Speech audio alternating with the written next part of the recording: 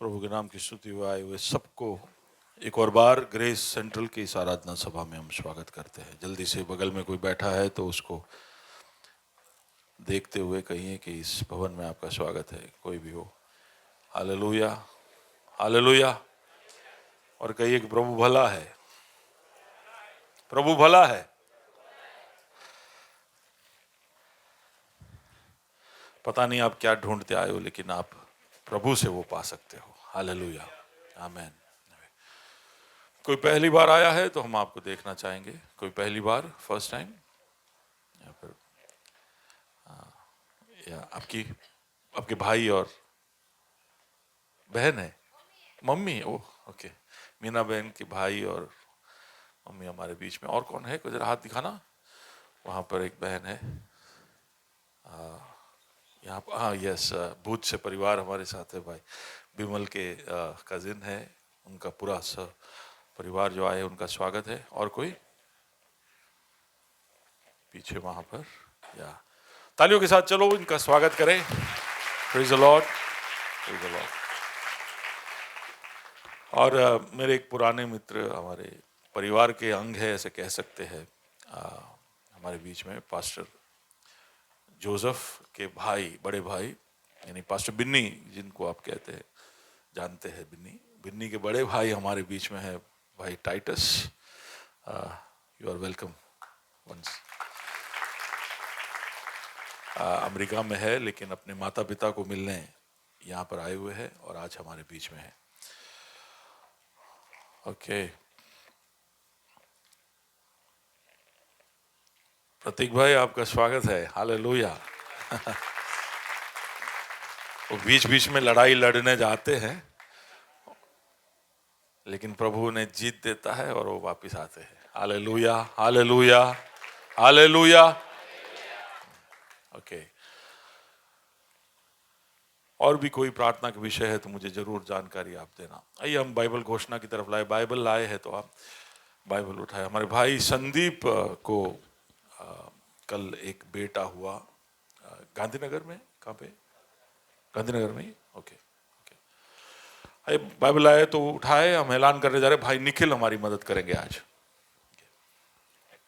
ये मेरा बाइबल है, ये प्रभु का प्रेरित वचन है, ये जीवित है, ये प्रबल है, ये चोखे धार से काटता है, ये गहराई तक छेदता है, ये मेरे भावनाओं को परखता है, ये मेरे विचारों को जांचता है।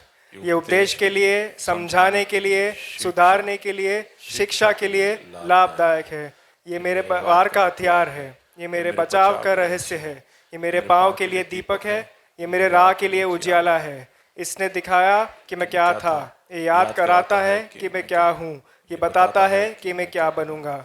इसके ताजगी के लिए तत्पर हूँ, इसके छुटकारे के लिए बेताब हूँ, मैं इसे सुनने के लिए तैयार हूँ। हमारा खुदावन हमेशा हमेशा हमेशा हमेशा महिमा पाए, फजल और इत्मीनान हम पाए। आमीन। Thank you Nikhil.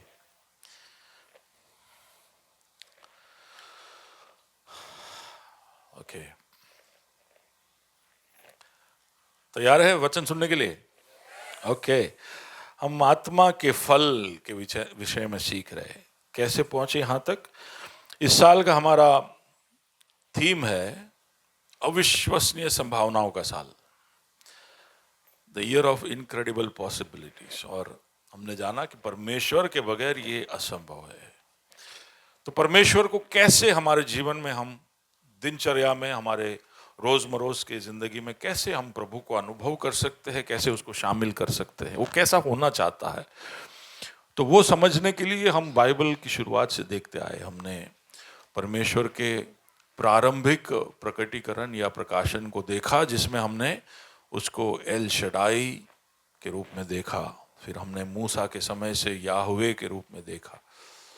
फिर हम देखते हैं कि प्रभु इंसानों के साथ के अपने उस मुठभेड़ को और भी तीव्र बनाता है, जब वो इमानुएल बनकर या यीशुआ बनकर इंसानों के बीच आता है। लेकिन यीशुआ ने अपने कार्य को, सेवकाई को जब संपूर्ण किया तो उसने कहा कि मैं जा रहा हूँ। 33.5 साल का ही था। हम तो ऐसा सोचते हैं कि उसके पास उतनी ही और उम्र कम से कम थी जीने के लिए, लेकिन उसने कहा कि मैं जा रहा हूं और ये अच्छा है कि मैं जाऊं, क्योंकि मैं जाऊंगा तो मैं किसी और को भेजूंगा, एक एलोस मेरे जैसा ही जो है उसको मैं भेजूंगा, और उसका नाम था पैराक्लीटोस या पवित्र आत्मा। पवित्र आत्मा के विषय में हम बहुत विस्तार में सीखे, पवित्र आत्मा की वजह से क्या होता है, वो कैसे हमारे पहले हमसे और फिर हमारे साथ, फिर हमारे अंदर और फिर हमारे ऊपर, है ना। तो ऐसे अलग अलग अनुभव हम पवित्र वचन के अंदर देखते हैं। उसको पाना हम सबका एक ध्येय होना चाहिए, हमारा सबका उद्देश्य होना चाहिए कि पवित्र आत्मा को मुझे पाना है। यीशु अगर इस संसार में आया और मुझे जाते वक्त कुछ देकर गया तो वो है उद्धार, सही है, लेकिन साथ में उसने कहा कि मैं किसी और को भी देकर जा रहा हूं जो तुम्हारा मददगार होगा, जो तुम्हारा सहायक होगा। तो उसको पा लेना हमारे लिए बहुत ही अनिवार्य और आवश्यक है। तो उसको हम पा तो लेते हैं, लेकिन जैसा चाहिए, जैसा यीशु जिया, जैसा पौलुस जिया, जैसा पतरस जिया, या जैसे हम कई सारे महाअनुभवियों को जानते हैं, वैसे हम जी नहीं पा रहे हैं। तो कहीं ना कहीं हो सकता है कि हम उसको समझने में कोई कमी कमजोरी छोड़ रहे हो, तो हम समझने की कोशिश कर रहे, हम उसको पा रहे। तो उसके हमारे अंदर होने का सबूत क्या है? तो कई सारा सबूत है। सबसे पहला सबूत यह है कि हमें उद्धार मिल गया, हमारा पापों का माफ़ी हमें मिल गया। दूसरा कि ये बोध के साथ हम जब जी रहे हैं तो संसार के लोग जी रहे ऐसे नहीं, है ना। हमारा जीवन बदल गया, हमारा सोच बदल गया, हमारे बोली बदल गई, हमारे तौर तरीके बदल गए, बहुत सारी चीज़ों में बदलाव आ गया। हमने कई लोगों ने जो विश्वास करते उन्होंने पवित्र आत्मा के भरपूरी को पाया, अन्य भाषा में बोलने लगे। वो एक दूसरा सबूत हो गया कि हम पवित्र आत्मा को पाए हैं। लेकिन ये सबसे बढ़कर एक सबूत है जिसके बारे में हम सीख रहे हैं, वो है आत्मा के फल। पवित्र आत्मा हम में होगा तो उसका फल दिखाई देगा, उसका प्रभाव हमारे स्वभाव में दिखाई देगा, हमारे प्रतिक्रियाओं में एक बदलाव दिखाई देगा। तो आत्मा के फल गलातियों की पुस्तक 5वें अध्याय के अंदर हम देखते आए, तब हम देख रहे थे कि is it working, is it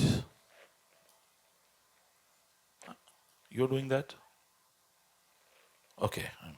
okay. तो हम गलातियों की पुस्तक 5वें अध्याय में,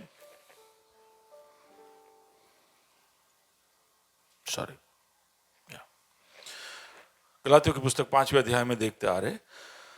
तो उसमें हमने देखा 9 अलग अलग फल है, उसमें से 4 हम देख चुके हैं। सबसे पहला है हमने जो देखा, लिस्ट में सबसे पहला प्रेम है लेकिन हमने प्रेम से शुरुआत नहीं की, बीच से शुरुआत की।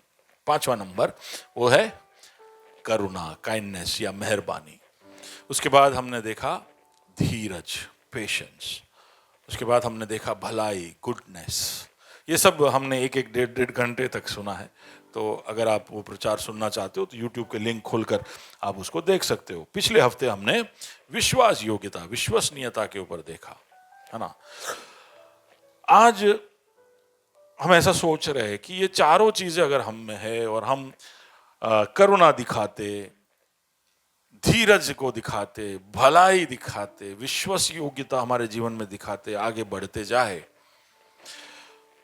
और फिर अचानक कुछ ऐसा हो जाए जो हमें मजबूर कर दे। क्या ऐसा हो सकता है कि हम हमारा आपा खो दे? ऐसा कुछ हो सकता है। तो मैं सोच रहा हूँ ऐसा कि समझ लो कि कोई आपके ऑफिस में है जिसके बारे में सब बोलते हैं कि यार इस पर विश्वास करने जैसा नहीं है, ये कुछ ना कुछ गड़बड़ी करता है, ये अपने काम में ध्यान नहीं देता, ये आलस करने वाला है। ऐसा कई लोगों ने आपको बोला है, लेकिन आपने आत्मा के फल को दिखाने के लिए निर्णय लिया कि मैं इस पर करुणा दिखाऊंगा, मैं जब ये गलती करेगा तो मैं धीरज रखूंगा, प्रभु के अंदर की अच्छाई की तरफ मैं उसको दिशा दूंगा, मैं अच्छाई और भलाई क्या होती है मेरे अंदर से और उसके जीवन में कैसे हो सकती है वो बताऊंगा, और सब उसको छोड़ दे तो भी मैं विश्वास योग्यता दिखाऊंगा, उसके साथ खड़े रहूंगा, उसको प्रोत्साहित करूंगा। ऐसे करके आप किसी को बहुत मदद करके आ रहे और अचानक से वो कोई ऐसी बड़ी गलती करता है जिसमें आपके कंपनी में बड़ा नुकसान हो जाता है। या आप ऐसे सोच के देखिए, कलीसिया के अंदर कोई जवान है जिसके बारे में आपको पहले से लगता है कि यार ये इसमें कोई गड़बड़ी है, लेकिन फिर भी आप भलाई दिखाते हो, करुणा दिखाते हो, आप धीरज दिखाते हो, उस पर विश्वास करते हो और उसको जिम्मेदारियां भी देते हो और उसको आगे भी लाते हो, और फिर अचानक से एक दिन वो बोलता है कि मैंने बहुत बड़ी गलती कर ली, तो आपको ऐसा लगता है कि मेरे साथ तो विश्वासघात हो गया, मेरे साथ तो धोखा हो गया। तो आप क्या करोगे? मैं चाहता हूं कि आप जरा सोचें कि ऐसा कोई व्यक्ति है आपके जीवन में जिसकी तरफ आपने बहुत धीरज दिखाई, बहुत भलाई दिखाई, बहुत दया दिखाई, लेकिन फिर कई एक ऐसा चीज वो कर लेता है जिसकी वजह से आपको ऐसा लगता है कि बस बहुत हो गया। हो सकता है घर में झगड़ा चल रहा हो आप दोनों का, आप पति की तरफ या पत्नी की तरफ इसी तरह करुणा दिखाते, धीरज दिखाते, भलाई दिखाते और विश्वास योग्यता दिखाते, सहन करते जा रहे हो, रोज रोज जहर पीते जा रहे हो, फिर अचानक से एक दिन आपके ऊपर उल्टा आरोप लगा देते कि आपकी वजह से सब हुआ। ऐसा कोई सिचुएशन आपके जीवन में आया है जब आपने आपकी तरफ से सारी अच्छाई और भलाई दिखाई, लेकिन अचानक एक दिन सब कुछ उल्टा हो गया? किसी के साथ ऐसा हुआ है कि सिर्फ मेरे साथ हुआ है? आप समझ पा रहे हो? समझ पा रहे हो? गुरु आपके साथ ऐसा हुआ है? फिर क्या किया आपने? आ जाओ। अच्छा, गुरु बोलते, प्रीति बोल रही मेरे साथ हुआ, गुरु के साथ हुआ नहीं हुआ। क्या हुआ प्रीति, फिर तुमने क्या किया? वो सब तो रख रख के अभी ये आ गया है, बड़ा नुकसान हो गया, अब क्या करें? अभी वापस पेशेंस दिखाओगे?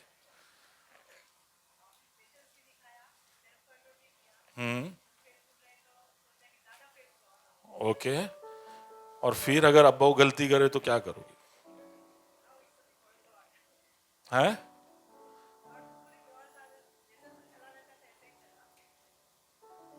बहुत ग्रेस में आते हो आप। हाँ? कोई है इधर जो कोई उदाहरण उदाहरण है? चिल्लाए? अब चिल्लाए? कोई है इधर जो चिल्लाया? बाप रे, मैं किधर आ गया हूं? प्रशांत तो शांत स्वभाव का है, प्रशांत है नहीं? इधर कोई है जो जिसका एक दिन बोले आज मारू भमी क्यों के? कितने लोगों का भमा है बोलो? हाँ चलो, अभी ऐसा है, गुजराती में बोलते समझ में आता है। કેટલાઓની સટકી है, કેટલાઓની कंट्रोल छूटी गई है ना? कभी ऐसा तो परिस्थिति आता है जब ऐसा लगता है कि आज तो हद पार થઈ ગઈ કે હવે કઈ करुणा ना दिखाड़ाए। हुआ है ना? मम्मी लोग जब बच्चों को पढ़ाते तो ऐसा होता है, बच्चों को बोलते फोन रखो होमवर्क करो, फोन रखो होमवर्क करो, तो होता है। कई सारे परिस्थितियों में ऐसा होता है कि जब आपको लगता है कि यहाँ से प्रचार सुन सुन के बड़े इंस्पायर होके जाते हो कि यार આપણે બહુ મહેરબાન થવું પડશે, બહુ કરુણામય થવું પડશે। ये सब होके हम ऐसा पूरा, जब से प्रचार शुरू किया ना मेरे लिए बहुत टेंशन हो गया है, हर वक्त मेरे को सोचते रहना पड़ रहा है मैं प्रचार कर रहा हूँ ये सब के ऊपर, तो मुझे तो बहुत ज्यादा ये सब दिखाना पड़ेगा। जो किया है वो, प्रचार किया है वो भी और प्रचार करने वाला वो भी, तो मेरे लिए तो बड़ा स्ट्रेसफुल हो गया है, बड़ा ध्यान रखना पड़ रहा है। मैं समझता हूं कि आप लोग सब भी यही स्ट्रेस महसूस करते होंगे कि यार कैसे अपने आप को नियंत्रण में रखो। तो ऐसा समय आता है जब ऐसा लगता है कि हद पार हो जाएगा, और उसमें इंसान क्या करता है? इंसान अपना हद खो देता है, आपा खो देता है, और वो क्या करता है? ऐसा कहते हैं कि आप या तो चिल्लम चिल्ली करोगे या आवाज उठाओगे, आवाज उठा के बात करोगे, या ऐसी कुछ बातें बोल डालोगे जिसके बारे में बाद में आपको खेद होता रहेगा। हो सकता है कि आप हाथापाई पे आ जाओ। कुछ लोग ऐसा सूट नहीं करते, एकदम चुप हो जाते, एकदम साइलेंट हो जाते। कुछ लोग बहुत ड्रामाबाजी करते हैं, दोष लगाते हैं, या तो उस जगह से चले ही जाते हैं, बहुत घंटों तक गायब हो जाते हैं, या फिर अपना किसी का गुस्सा किसी और पे निकालते हैं।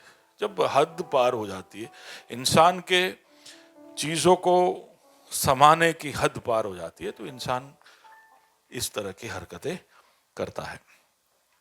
अब बराबरी का कोई हो तो कई बार आप चिल्लाकर उसको शांत कर दोगे, उसको डरा दोगे। जैसे कि हमारे बच्चे हैं या चर्च का कोई ऐसा जवान है जिसने गलती किया है, तो आप उसको थोड़ा सा बोलोगे तो वो शांत हो जाएगा क्योंकि वो दोष में है। लेकिन सामने अगर पत्नी हो और आप चिल्लाए, या सामने ऐसा कोई हो जो आपके बराबरी का हो और आप चिल्लाए, तो क्या होगा? है? है?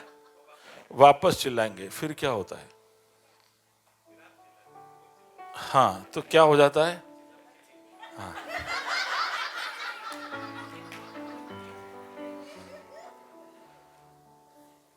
तो आप थोड़ा बोलते हो तो वो थोड़ा और जोर से बोलता है, तो आप उससे भी जोर से बोलते हो और वो बोलता है, ए क्या बोल रहा है तू? आप समझ पा रहे हो क्या हो रहा है? ऐसा होता है कि नहीं? टिंग टिंग टिंग टिंग टिंग ऐसे चढ़ जाते हैं एकदम। पहले हमारे घर में हुआ अभी,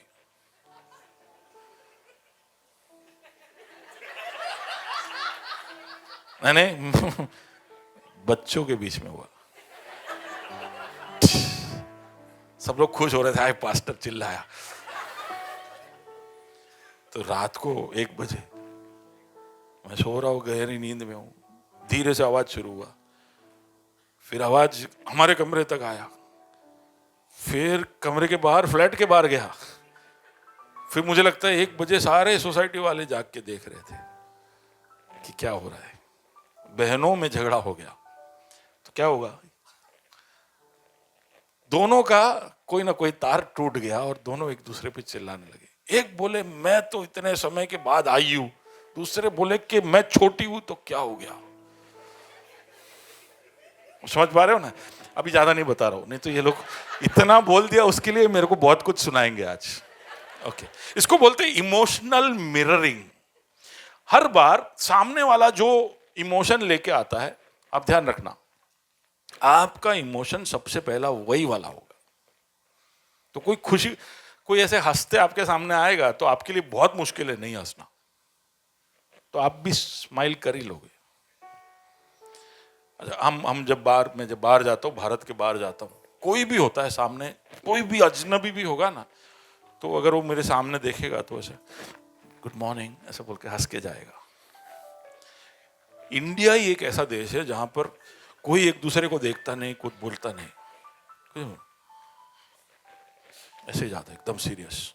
ठीक है, क्योंकि हम इतने सीरियस होते हैं तो सामने वाला भी ऐसे ही होता है।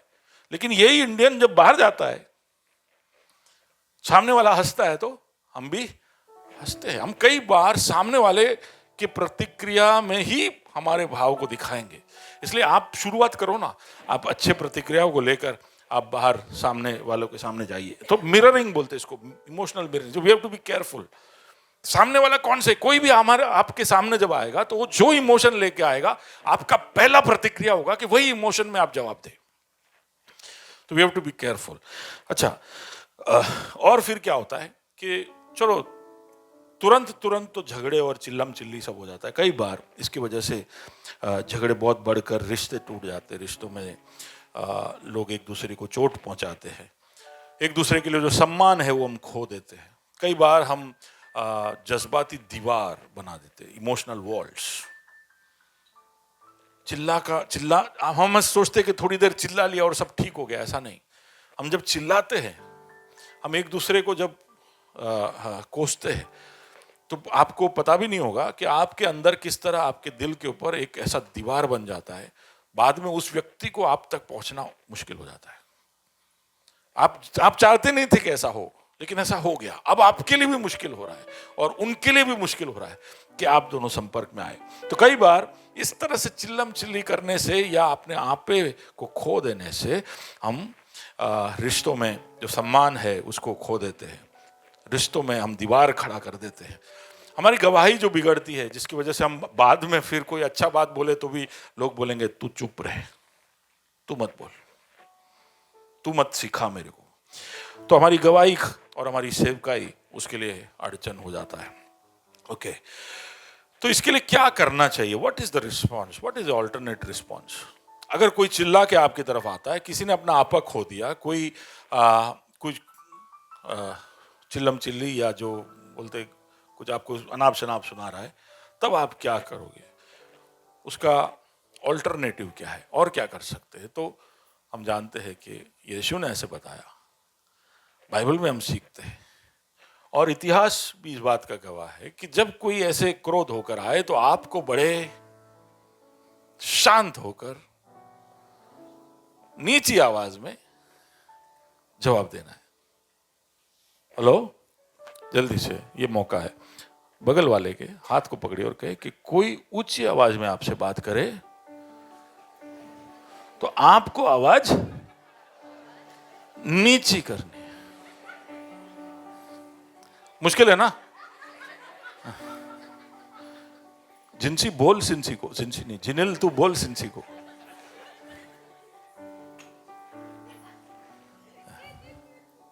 ओके,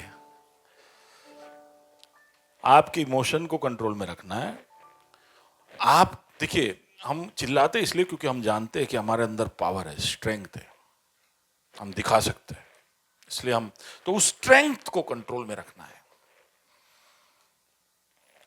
पुलिस स्टेशन में पुलिस वाला कितना भी चिल्लाएगा, अपना स्ट्रेंथ बाहर आता। कितने हैं इधर पुलिस वाले के सामने चिल्लाने वाले? है इधर? नहीं। पर जहां हमको पता है कि हम चिल्ला सकते हैं, वहां पर तो हम पूरा पूरा जोर दिखाएंगे, है ना? तो उस स्ट्रेंथ को जो हमें पता है कि हम कहां पर दिखा सकते हैं, उसको कंट्रोल में रखना है। और इसको बोलते हैं क्या? जेंटलनेस। जल्दी से बोलिए, जोर से बोलिए, जेंटलनेस। उसके लिए हिंदी में शब्द बहुत सारे हैं, उसमें एक शब्द है कोमलता, ठीक है, लेकिन उर्दू शब्द मुझे ज्यादा पसंद आया, नरमी। क्या? नरमी। नरमी से पेश आओ, शराफत से पेश आओ, तहजीब दिखाओ। ऐसा लगता है कि ये सब मुझे चाहिए। हिंदी में सुनते नहीं मजा आता है। कोमलता, सौम्यता, दयालुता, ता हाँ, नम्रता, नम्र होना, ठीक है, जेंटलनेस, ठीक है। तो ये आज हम इस आत्मा के फल के बारे में सीखना। आत्मा का फल इसलिए है क्योंकि हम सोचते हैं कि हम नम्र हो सकते हैं, लेकिन खुदा सोचता है कि हम नम्र जितना होना चाहिए नहीं हो सकते हैं। इसलिए पवित्र आत्मा तुम्हें फल देगा, तुम्हें सामर्थ देगा। पवित्र आत्मा तुम्हें इस काबिल बनाएगा कि आप आपके जीवन में नम्र हो सको। जो सामने वाला वॉल्यूम बढ़ा के आए तो आप वॉल्यूम फ्लो कर सको। ये आप प्रभु के बल से, पवित्र आत्मा के सामर्थ्य से ये कर पाओगे। तो आइए हम सीखते कोमलता के विषय में। ये सब बोलने से पहले मेरा एक कन्फेशन करना चाहता हूँ। मैं समझता हूँ कि आत्मा के फलों में ये एरिया में मैं बहुत वीक हूँ। मेरे लिए बहुत स्ट्रगल रहा है बचपन से ही कि जब कोई वॉल्यूम बढ़ा के आता है तो मेरे पास बहुत वॉल्यूम है, मेरा रेंज, वोकल रेंज बहुत बड़ा है, तो मैं अनजाने में, और अगर मैं बताता हूं कि क्यों ऐसा कई बार हो जाता है, तो मेरे लिए आज भी एक स्ट्रगल है। गाड़ी चलाता हूं तभी भी यही चीज है जो मुझसे होता नहीं है। कोई भी आकर मुझे कट कर दे तो मेरे अंदर का कोमलता उड़ जाता है। तो आज भी मैं स्ट्रगल कर रहा हूं। तो मैं ये जब प्रिपेयर कर रहा था, मैं सोच रहा था प्रभु इसमें तो मुझे तेरी मदद चाहिए, बाकी सब में भी चाहिए, लेकिन इसमें मैं बहुत डाउन हूं, ठीक है। तो मैं उस तरह से पहले कन्फेशन कर मैं शुरुआत करने जा रहा हूं। ओके, तो जेंटलनेस क्या? जब कोई जंगली घोड़े को आप पालतू बना दो, तो पालतू हो जाने के बाद, वो कंट्रोल में आ जाने के बाद, वो घोड़ा अब क्या हो गया? वो नम्र हो गया, ठीक है।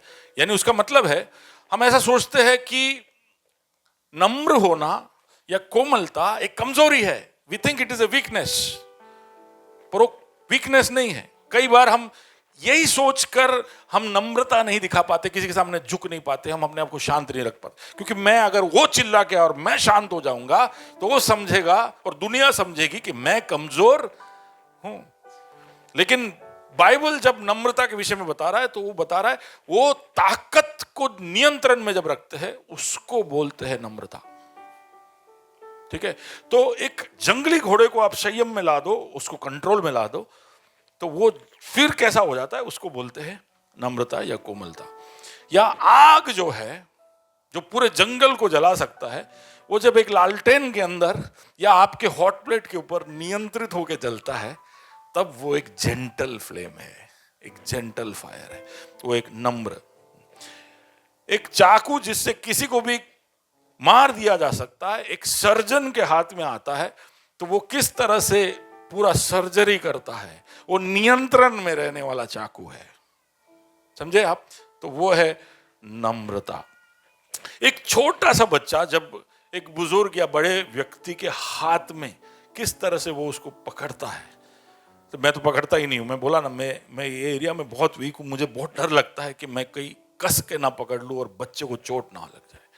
पर जो बड़े आराम से छोटे छोटे बच्चों को पकड़ लेते हैं वो दिखाते हैं नम्रता। कोई मार्शल आर्ट, कोई कराटे वराटे का एक्सपर्ट है, वो एक झटके में आपको गिरा सकता है, लेकिन वो शांत रहता है और वो आपको छूता नहीं। तो what he shows is gentleness. Okay, आप हो मेरे साथ?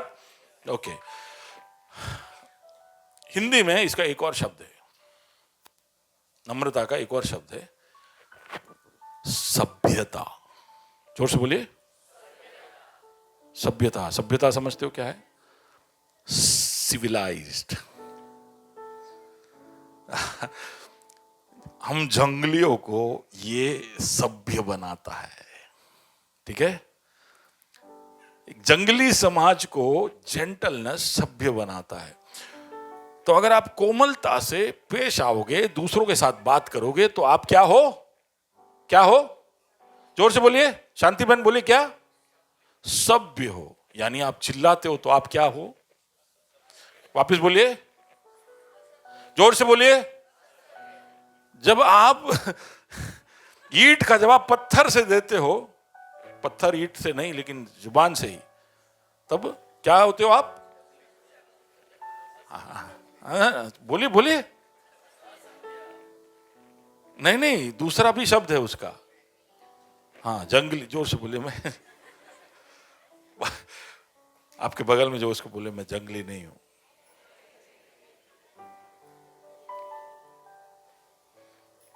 हंसते हंसते बोले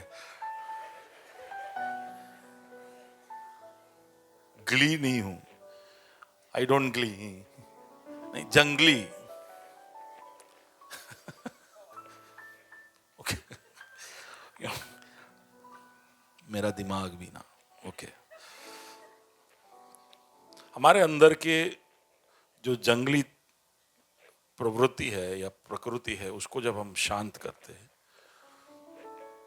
उसको बोलते हैं नम्रता। ओके, जब जब हम नम्र नहीं होते तो हमारा अंदर का जंगली बाहर दिख रहा होता है। ठीक है, अगली बार कोई ऐसा असभ्य रूप से आपके सामने पेश आए तो आप बड़े बोलना, पास्टर ने लाइसेंस दिया है। जंगली चुप था, બોલાય સેજલ? ના બોલાય. કેમ? એ બોલવાથી તમે શું થઈ જાઓ? શું થઈ જાઓ? તમે જંગલી થઈ જાઓ, તમે असभ्य થઈ જાઓ. मैं बताता हूं। मैं सभ्यता मैं समझता हूं बहुत ही बड़ा लेसन है जो हमको सीखना चाहिए। जेंटलनेस के बारे में मैं नहीं जानता। This is what brings civility into the society. हम जो समझो एकदम जंगली लोग थे, हमारे इस अस्तित्व को समाज, एक सभ्य समाज का रूप धारण करने के लिए सबसे महत्वपूर्ण जो गुण विशेषता थी वो थी नम्रता, जेंटलनेस। तो जब पुराने जंगली समाज एक दूसरे के साथ युद्ध करते थे, तो जब उन्होंने तय किया कि युद्ध नहीं करना है, अपने आराम से एक दूसरे के साथ रहते हैं, तब उन्होंने नम्रता का साइड लिया। ठीक है, gentleness is what made them decide we don't want war, we want peace. ठीक है, इस नम्रता की वजह से हमने लोगों का शोषण करना बंद किया, उनका मदद करना शुरू किया। इसकी वजह से हम लोगों के साथ झगड़ने नहीं जाते। हम ऐसा सोचते हैं कि बातचीत कर कर, मारपीट करे बगैर बातचीत कर कर बातों को निपटाते हैं। ये चीज जो है हमारे समाज के अंदर एक संयम, एक कंट्रोल, एक बैलेंस लेकर आता है। जेंटलनेस होगा तो हमारा इवन जो जस्टिस सिस्टम है उसके अंदर से बदले का भाव हट जाएगा। हम जो पेरेंटिंग करते हैं उसके अंदर से हिंसा हट जाएगा।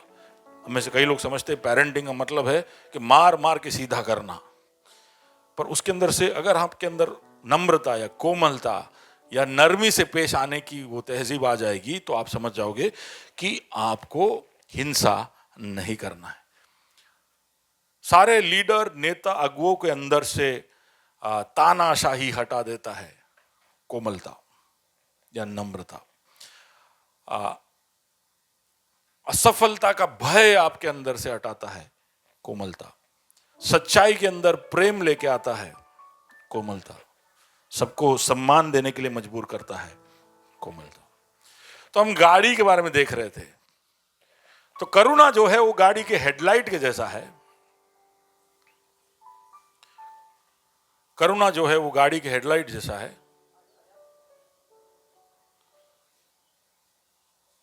और क्या था? सब हो मेरे साथ? सब इधर हो? ओके। करुणा जो है वो गाड़ी के हेडलाइट जैसा है। फिर धीरज जो है वो गाड़ी के ESP के जैसा है, इलेक्ट्रॉनिक स्टेबिलिटी प्रोग्राम जैसा है। फिर भलाई जो है वो गाड़ी के चैजी जैसा है, फ्रेम, अच्छा GPS जैसा है, गुडनेस। और फेथफुलनेस जो है वो चैजी जैसा है, फ्रेम जैसा है। ये हम देखते आ रहे थे। और इसके बारे में मैं समझता हूं कि जेंटलनेस जो है वो गाड़ी के सस्पेंशन जैसा है। सस्पेंशन समझते हो? समझते हो? ये देखा है ऐसा, व्हील के साथ लगे हुए स्प्रिंग देखे? हाँ, तो ये होगा ना तो गाड़ी में झटके नहीं लगते। आप कितने भी खराब रोड पे जाओ तो आप वो रोड के हिसाब से नाचते नाचते नहीं जाओगे, गाड़ी आपको एकदम स्मूथ लेके जाएगा। अब हो मेरे साथ? ये हालात कैसे भी हो, मन आपको अंदर से बिल्कुल स्थिर और एकदम अच्छे हालात में रखता है। तो जेंटलनेस आपके अंदर होगा तो लोग आपको कितने भी हिला दे, कितने भी तूफान उफान सब आ जाए, तभी भी आप बिल्कुल स्थिर और शांत रहोगे और आप किसी और को भी तकलीफ में नहीं डालोगे। तो सस्पेंशन के जैसा है। ओके, ये जो नम्रता या कोमलता है उसकी विशेषता क्या है, उसकी महत्वपूर्णता क्या है? तो सबसे पहले तो मैंने बताया कि it is not a weakness, एक अलग तरीका है आपके सामर्थ्य को दिखाने का। ओके, तो हम कुछ वचन के अंदर से देखते तो आपको इस बात का इत्मीनान हो जाए कि ये हमारे अंदर होना चाहिए। ओके, तो लेट्स लुक एट 2 कोरिन्थी 10वां अध्याय, उसका पहला कलम। मैं वही पौलुस हूँ हाँ। जो तुम्हारे सामने दिन हूँ, परंतु पीठ पीछे तुम्हारी और साहस करता हूँ। तुमको मसीह की नम्रता और कोमलता के कारण समझाता हूँ। ओके, अभी 1 कोरिन्थी 12वें तक पहुंचोगे तो उसके पहले आपको ये बात का पता चल जाएगा, अगर आप बाइबल पढ़ते हो और पढ़ते आए हो या आप उसके पीछे की पृष्ठभूमि को समझना चाहते हो, तो पौलुस के प्रेरित होने के उस अधिकार के ऊपर सवाल उठाया गया कि कौन तेरे को नेता बनाया, तू कैसा प्रेरित है, जो हर बार होता है। मूसा को जब लीडर बनाया था तो उसके ऊपर भी सवाल उठा था कि तेरे को किसने लीडर बनाया और तू कहां का लीडर।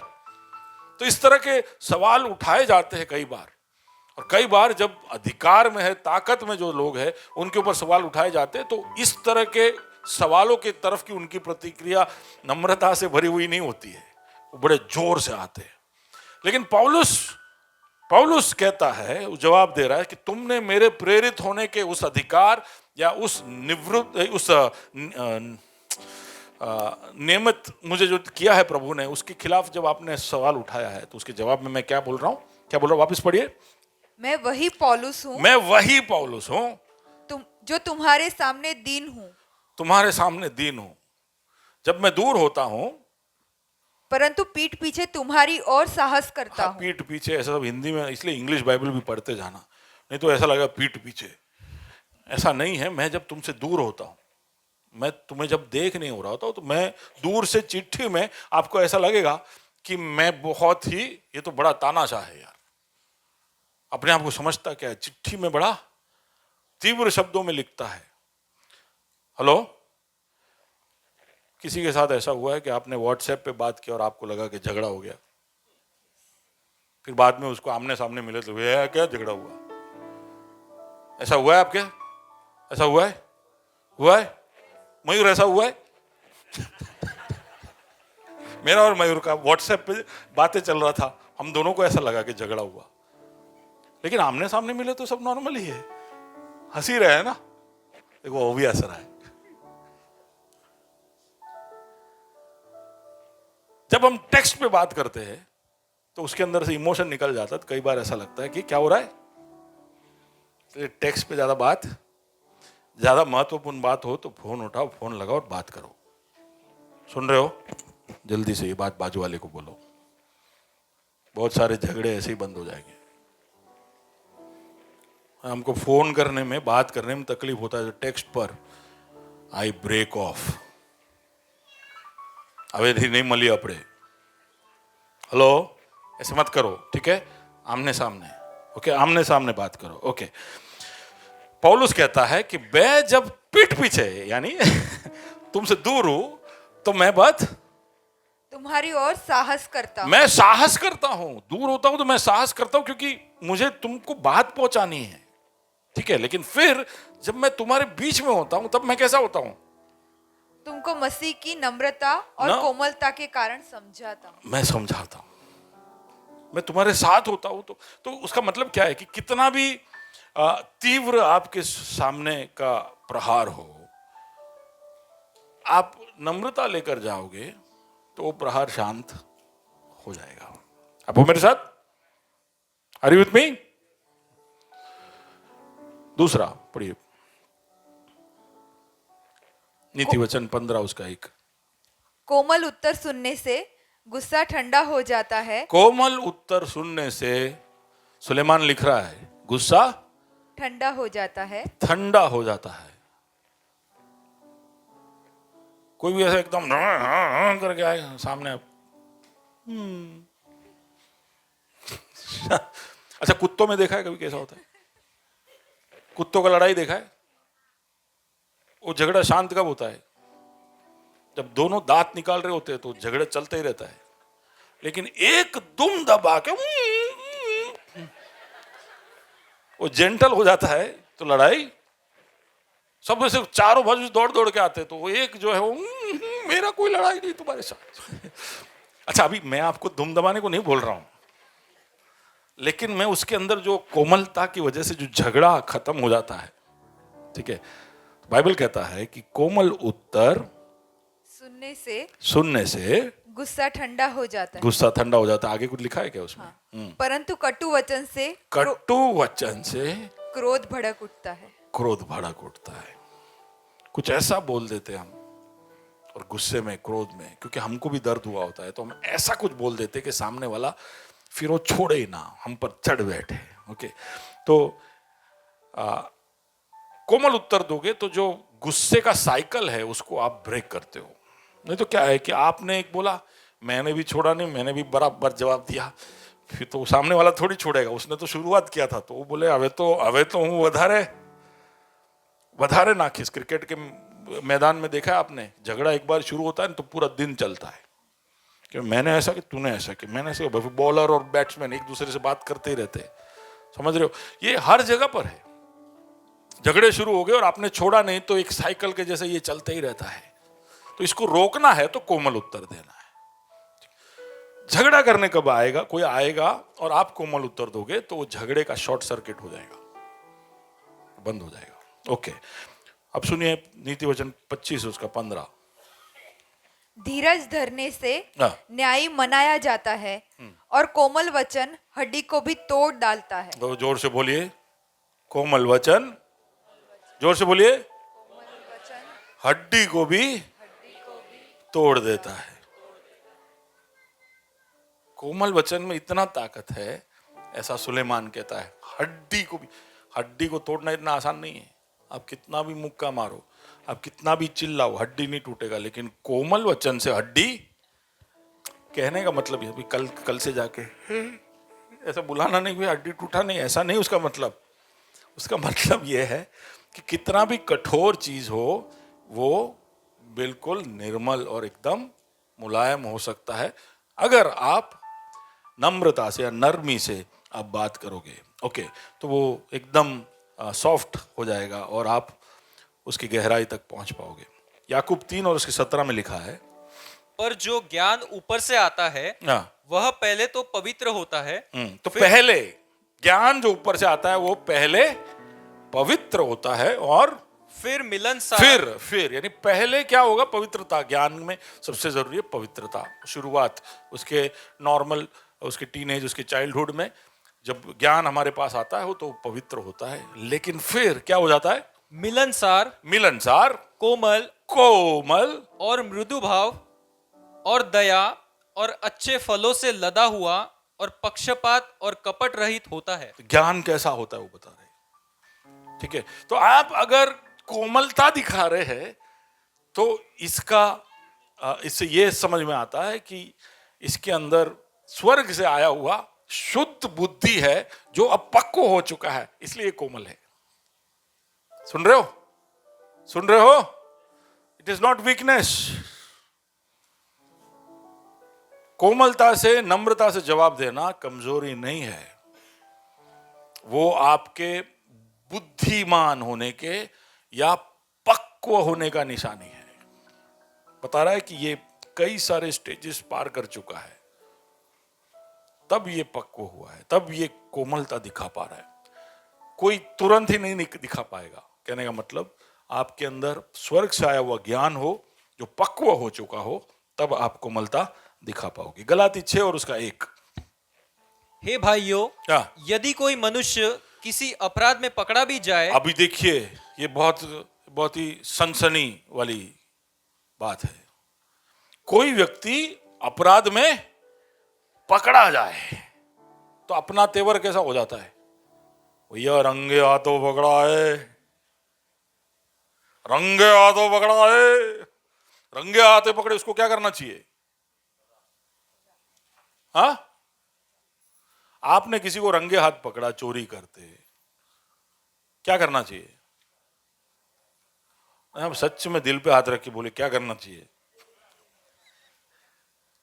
पुलिस में दे देना चाहिए। ओके, फिर है सजा? क्या सजा बेटा?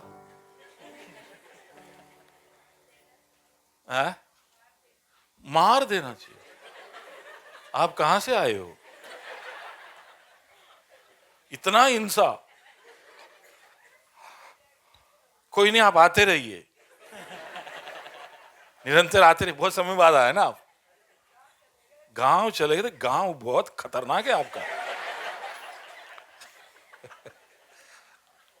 वैसे बहन यूपी से आई है तो हम समझ सकते हैं।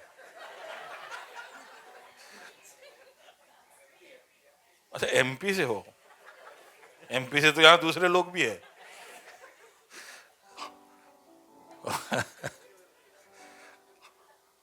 नहीं, थोड़ा कम हिंसक जवाब दीजिए। कोई ऐसा पकड़ा जाए रंगे हाथों तो क्या करोगे? सबक सिखाएंगे। हाँ, डांटोगे। ओके, ये फैशन हो गया, आउट ऑफ फैशन, एक तमाचा देना, ये सब चुटली भरना।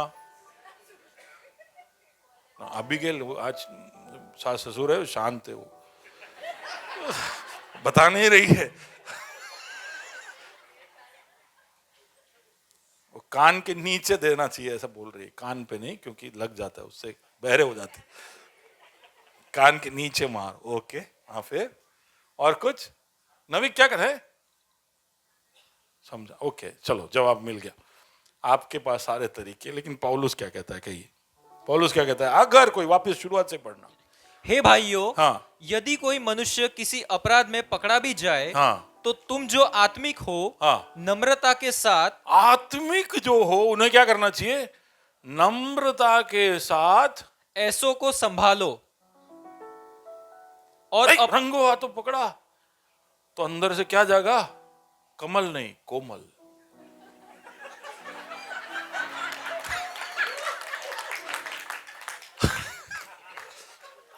जिनको समझ में आया, बाकी लोग मुझे मिल के जाना कि भाई आप क्या बोले थे कमल के बारे में। अंदर से कोमलता जागना चाहिए।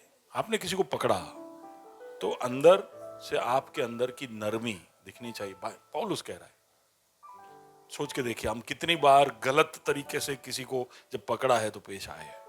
हमारे बच्चे हो, ये सबके लिए है ना, ये ऐसा मत सोचना बाहर वालों के लिए है, हमारे बच्चों के लिए भी, हमारे भाई बहनों के लिए भी, माता पिता के लिए भी, किसी के लिए भी हो। हम किसी को गलती करता पकड़े तो हमारा प्रतिक्रिया होना चाहिए कि हम बड़े नरमी से पेश आए। वापस पढ़ो, वापस पढ़ो। हे भाइयों, हाँ। यदि कोई मनुष्य किसी अपराध में पकड़ा भी जाए, तो तुम जो आत्मिक हो, नम्रता के साथ ऐसों को संभालो। संभालो। ये गलती किया है, पकड़ा गया है, तो अब उनको संभालो। कैसे भी कर उनको इस तरह के आचरणों में से बाहर निकालो। लेकिन वो आप तभी कर पाओगे जब आप नरमी दिखाओगे। ये मारा मारी सटा सटी सब करोगे तो कोई सामने वाला नहीं आएगा आपके पास, वो घबराने लगेगा आपसे, डरने लगेगा। ओके, और क्या है? और अपनी भी चौकसी रखो। Okay, fine, we will go ahead. Next point कि अगर आप नरमी दिखाओगे ना तो वो नरमी आपने जो दिखाई है एक व्यक्ति जिंदगी भर नहीं भूलेगा। Think about it. किसी ने जहां आपको तमाचा देना चाहिए था, आपको बहुत सरल शब्द सुनाकर किसी ने छोड़ दिया। जहां आप समझ रहे थे कि आज तो बैंड बजने वाली है, आज तो जुर्माना लगने वाला है, आज तो सजा मिलने वाली है, आप सोच के आए थे और सामने वाले ने एकदम लघु शब्द में आपको माफ कर दिया, छोड़ दिया। अब जिंदगी भर वो झोर के झटके को जो धीरे से लगा भूल नहीं पाओगे। हाँ कि ना? तो कोमलता चीजों को बहुत लंबे समय तक याद कराती है। और अगर आपने कुछ गलत कर दिया तो वो भी लोग भूलते नहीं है, लेकिन उसमें कभी भी अच्छे भाव अंदर उत्पन्न नहीं होते। आपने अगर किसी ने मुझे मारा है तो मेरे एक सर थे स्कूल में, तो तीसरी कक्षा में मैंने जो पेंसिल के लेड आते थे पहले, पता है, बटन दबा दबा के पेंसिल यूज करते थे, तो उसके अंदर हम लेड डालते थे। तो मेरे पापा को बोला मुझे दो पेंसिल ऐसा दबाने वाला, तो बोले ना, तारा माटे तो नटराज ने अप्सरा। तो ये वाला, तो मेरे बाजू में जो लड़का है उसके पास ये वाला था, तो ये रोज आके ऐसा मेरे को दिखा, देख तेरे पास है ऐसा। 3rd स्टैंडर्ड वाले बच्चे कैसे होते, जलाने का काम करते हैं। मेरे को ऐसा गुस्सा आता था इसका। तो ये ना पानी पीने गया, तो कंपास के अंदर से इसका जो लेड है ना, एक ही था उसके पास पैर में, वो मैंने धीरे से लिया और मेरे बैग में छुपा दिया। ये वापस आया, थोड़ी देर के बाद देखा तो लेड उसका दिख नहीं रहा है। उसका लाइफ फोकस था पूरे इस पेंसिल पे, तो लेड नहीं हो तो उसको तुरंत पता चल गया।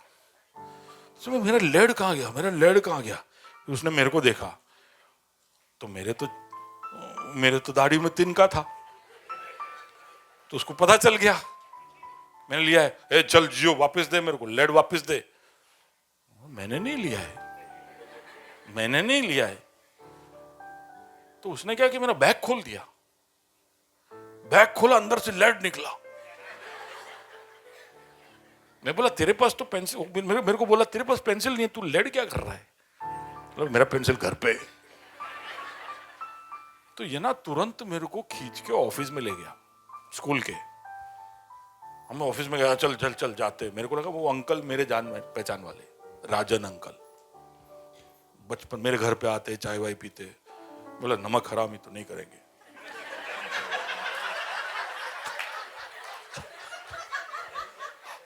बड़े टशन से गया मैं। बोले क्या हुआ? बोले इसने मेरा पेंसिल का लेड ले लिया। बोले लिया क्या तूने? बोले नहीं मैंने नहीं लिया। बोले सर इसके पास लेड निकला। बोले नहीं पेंसिल घर पे है मेरे। उनको पता चल गया मैं झूठ बोल रहा हूँ। वो मेरे पापा के दोस्त थे तो उन्होंने 2 स्टेप आगे लिया, एक खींच के दे दिया।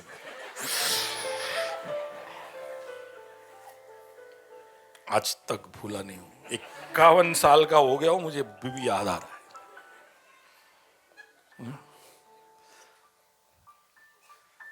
पर ठीक है, बाद में बहुत समय तक मेरे को उन पे बहुत गुस्सा था, फिर दोस्ती हो गई। तो दर्द भी याद रहता है और नरमी से पेश आए कार्य भी याद रह जाते हैं। हेलो, लेकिन नरमी वाले बड़े सुकून देने वाले होते हैं। ओके ओके, तो सुकून और नरमी से और नम्रता से आप पेश आइए। आप अगर सच्चाई भी अगर बोल रहे हैं ना, कई बार हम सच्चाई बोलते हैं तो नहीं खबर से गॉस्पेल सुनाता हूं मैं, ये सच्चाई है करके हम इसको लोगों के ऊपर थोपते हैं, इसकी सच्चाई को थोपते हैं, और कोई सच्चाई नहीं है, यही है सच्चाई करके लोगों के मुंह पे मारते हैं।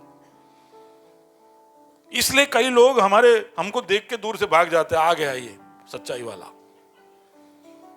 गॉस्पेल वाला, हालेलुया वाला, ये सब हमारे नाम है।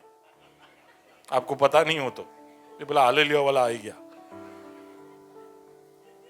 अरे कोमलता से पेश आओ, तुम्हारा स्वभाव ही ऐसा हो कि लोग आपसे डर जाए, तो क्या मतलब है?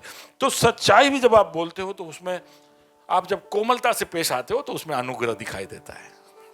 हमारा चर्च का नाम ही ग्रेस है, तो फिर हमारे अंदर जो जेंटलनेस दिखना ही चाहिए। ओके, प्रेम का सबसे सेंसिटिव और सबसे टेंडर फॉर्म है जेंटलनेस। जब आप किसी को प्रेम करते हो, तो जब आप कोमलता से उससे पेश आते हो, तो आपके प्रेम का सबसे मुलायम, या क्या बोलते, टेंडर, सबसे मुलायम रूप है, सबसे टेंडर सेंसिटिव रूप है। तो आप किसी को उस तरह से प्रेम करना चाहते हो तो आपको जेंटल होना पड़ेगा। अच्छा, ये एक ऐसा गुण विशेषता है जो स्वर्ग का एम्बियंस, स्वर्ग का वातावरण है। स्वर्ग में सब जगह सब जेंटली बात कर रहे हैं, वहां पे कोई चिल्लम चिल्ली नहीं, कोई ऐसा चैलेंज नहीं होगा जिसमें आपको आपके उस कोमलता या नम्रता को खोना पड़े। स्वर्ग में सब कुछ ऐसे ही चलता है। This is the language of haven. समझ में आ रहा है? स्वर्ग में कोई, वहां पे पिता परमेश्वर कोई किसी पे चिल्ला नहीं रहा है, वहां पे कोई स्वर्गदूत एक दूसरे के साथ चिल्ला के जोर जोर से बात नहीं कर रहे, वहां पर सब बहुत सॉफ्टली और जेंटली हो रहा है। This is what we get. तो ये वहां का एक स्वभाव है, कोमलता। तो अगर आप सच में स्वर्ग के राज्य में आ चुके हो तो फिर स्वर्ग के राज्य के नागरिक जैसा आप वर्तन करिए, आप कोमलता या नम्रता को आपके जीवन में दिखाइए। ओके, इसको एक दूसरे शब्द से भी बाइबल में बताया गया है, मीकनेस, इंग्लिश में बोलते हैं मीकनेस। कई सारी जगह पे मीकनेस लिखा है। मीकनेस का मतलब है नम्रता ही उसका मतलब है, लेकिन उसमें खुदा की तरफ जब हम दिखाते हैं तो उसको मीकनेस बोलते हैं। हम खुदा की तरफ कोमल थे ऐसा नहीं बोलते, खुदा की तरफ नम्र थे। तो कोमल और नम्र के बीच में फर्क है। तो मीकनेस, ताकत को जब बांध के रखते हैं तो उसको मीकनेस बोलते हैं। यीशु के विषय में यह बताया गया, यीशु ने अपने जीवन में उस नम्रता को दिखाया जब वो स्वर्ग छोड़कर हमारे बीच में आया। वो जेंटल नहीं था, अर्थ वही है, लेकिन वो नम्र होकर, मीक होकर पृथ्वी की ओर आया। मूसा के विषय में ऐसा लिखा है, चलिए खोलिए नंबर्स, गिनती का पुस्तक 12वां अध्याय उसका 30। मूसा पृथ्वी भर के रहने वाले सब मनुष्यों से बहुत अधिक नम्र स्वभाव का था। यहां पर नम्र लिखा है, लेकिन यहां पर जो शब्द है ओरिजिनल मीकनेस या जेंटलनेस। मूसा पृथ्वी में रहने वालों में सबसे ज्यादा नम्र या कोमल या नरमी दिखाने वाला व्यक्ति था। कौन कहता है? कौन कहता है? बाइबल कहता है, मूसा खुद कह रहा है। एक्चुअली मूसा खुद कह रहा है। नंबर्स चैप्टर 12 वर्स 3, एक और बार पढ़िए। मूसा पृथ्वी भर के रहने वाले सब मनुष्यों से बहुत अधिक नम्र स्वभाव का था। बहुत अधिक नम्र स्वभाव का था। अभी ऐसा बोलने के पीछे कारण है, मूसा जैसे चमत्कार किसी ने नहीं किए। पढ़ के देखिए व्यवस्था विवरण 34 उसका 10, 11, 12। मूसा के तुल्य इज़राइल में कोई नबी नहीं उठा जिससे यहोवा ने आमने सामने बातें की। आमने सामने बातें की, यहोवा ने उसके साथ आमने सामने बातें की। ओके। और उसको यहोवा ने फिरौन और उसके सब कर्मचारियों के सामने और उसको सारे देश में सब चिन्ह और चमत्कार करने को भेजा था। तो फिरौन, उसके लोग, उसके सबके सामने चिन्ह चमत्कार करने के लिए, कहीं कोई खोपचे में, कोई छुपे हुए स्थान में नहीं, राजाओं के सामने चिन्ह चमत्कार करता हुआ मूसा दिखाई देता है। फिर और उसने सारे इजरायलियों की दृष्टि में बलवंत हाथ और बड़े भय के काम कर दिखाए। सारे इजराइल लगभग 20 लाख लोग थे। कितने? 20 लाख। 20 लाख लोगों के सामने उसने चिन्ह चमत्कार किए, यानी 20 लाख चश्मदीद गवाह है उसके कामों के। ऐसा नहीं कि कुछ लोगों ने देखा और बाकियों को सुनाया। उसने ऐसे काम किए जो 20 लाख लोगों को दिखाई दिए। जैसे कि समुंदर को उसने 2 भागा, या जो 10 अलग अलग महामारियां जो मिस्र में आई, और पूरे 40 साल के दरमियान जो अलग अलग तरह के बातें हुई, वो सबने देखा। तो अगर आज के समय में ऐसा कोई होता तो आप सोच के देखिए, मूसा अगर आज के समय में होता तो उसके आगे पीछे कैसे लोग मंडरा रहे होते। उसने खुद ने अपना इंस्टाग्राम नहीं खोला होता तो भी लोगों ने उसके नाम पे इंस्टाग्राम खोल दिया होता और उसके अकाउंट चला रहे होते। हम ऐसे ही कर रहे हैं आजकल। कोई थोड़ा सा इधर उधर चिन्ह चमत्कार हम देख लेते तो उसको हम ईश्वर के तुल्य बना देते हैं। फिर तो अब वही है सब, हमको यीशु भी नहीं चाहिए, हमको वही चाहिए। ठीक है, ऐसा हो जाता है। ये गलती है जो कई बार हम किसी को सम्मान और आदर देने के उस चक्कर में ईश्वर से भी बड़ा हम दूसरों को बना देते। मूसा इतना महान व्यक्ति था कि उसके जैसे चिन्ह, बाइबल खुद कहता है उसके बराबर का कोई था ही नहीं। और उस सबसे बढ़कर यीशु के समय में भी जब यीशु से बात करते हैं फरीसी और यहूदी, तब उससे कहते हैं कि मूसा के नियम, द लॉ ऑफ मोसेस, जबकि मूसा के नियम नहीं थे। किसके नियम थे? परमेश्वर के नियम थे। लेकिन मूसा इतना प्रबल था पूरे यहूदी समाज के ऊपर कि मूसा जैसा बड़ा कोई था ही नहीं। यानी उसके पास सारा हक था, उसके पास सारा क्वालिफिकेशन था कि वो सबसे ऊंची कुर्सी पे बैठ जाए, सबके ऊपर वो अपना उत्तराधिकार दिखाए। लेकिन वो ऐसा नहीं करता है। सुनिए क्या करता है। इब्रानी 11, 24, 25, 26। विश्वास से ही मूसा ने सयाना होकर फिरौन की बेटी का पुत्र कहलाने से इनकार किया, इसलिए कि उसे पाप में थोड़े दिन के सुख भोगने से परमेश्वर के लोगों के साथ दुख भोगना अधिक उत्तम लगा। उसने पहले तो फिरौन के घर में जो अधिकार थे उसको छोड़ा। फिर पढ़िए निर्गमन 17 उसका 3, 4। फिर वहां लोगों को पानी की प्यास लगी। हाँ। तब वे यह कहकर मूसा पर बुड़बुड़ाने लगे, तू हमें बाल बच्चों और पशुओं समेत प्यासा मार डालने के लिए मिस्र से क्यों ले आया है? इतने सारे काम करके अभी लाया, अभी उनको पानी नहीं मिल रहा है, तो एकदम से पत्थर उठा लिया इन्होंने। सबने पत्थर उठा लिया। अभी मूसा से बात कर रहे, सुनिए। तब मूसा ने यहोवा की दोहाई दी। हाँ। और कहा, इन लोगों के साथ मैं क्या करूं? इनका क्या करूं मैं इनका। लेकिन फिर वो दुहाई देकर इनके लिए प्रार्थना करता है कि प्रभु इनको माफ कर, को छोड़ दे। पढ़ते गिनती 14 उसका 10, 11। तब सारी मंडली चिल्ला उठी कि इन पर पथराव करो। तब यहोवा का तेज मिलाप वाले तंबू में सब इजरायलियों पर प्रकाशमान हुआ। तो लोग पथराव करने के लिए उठे तो मूसा ने अपना आवाज नहीं उठाया।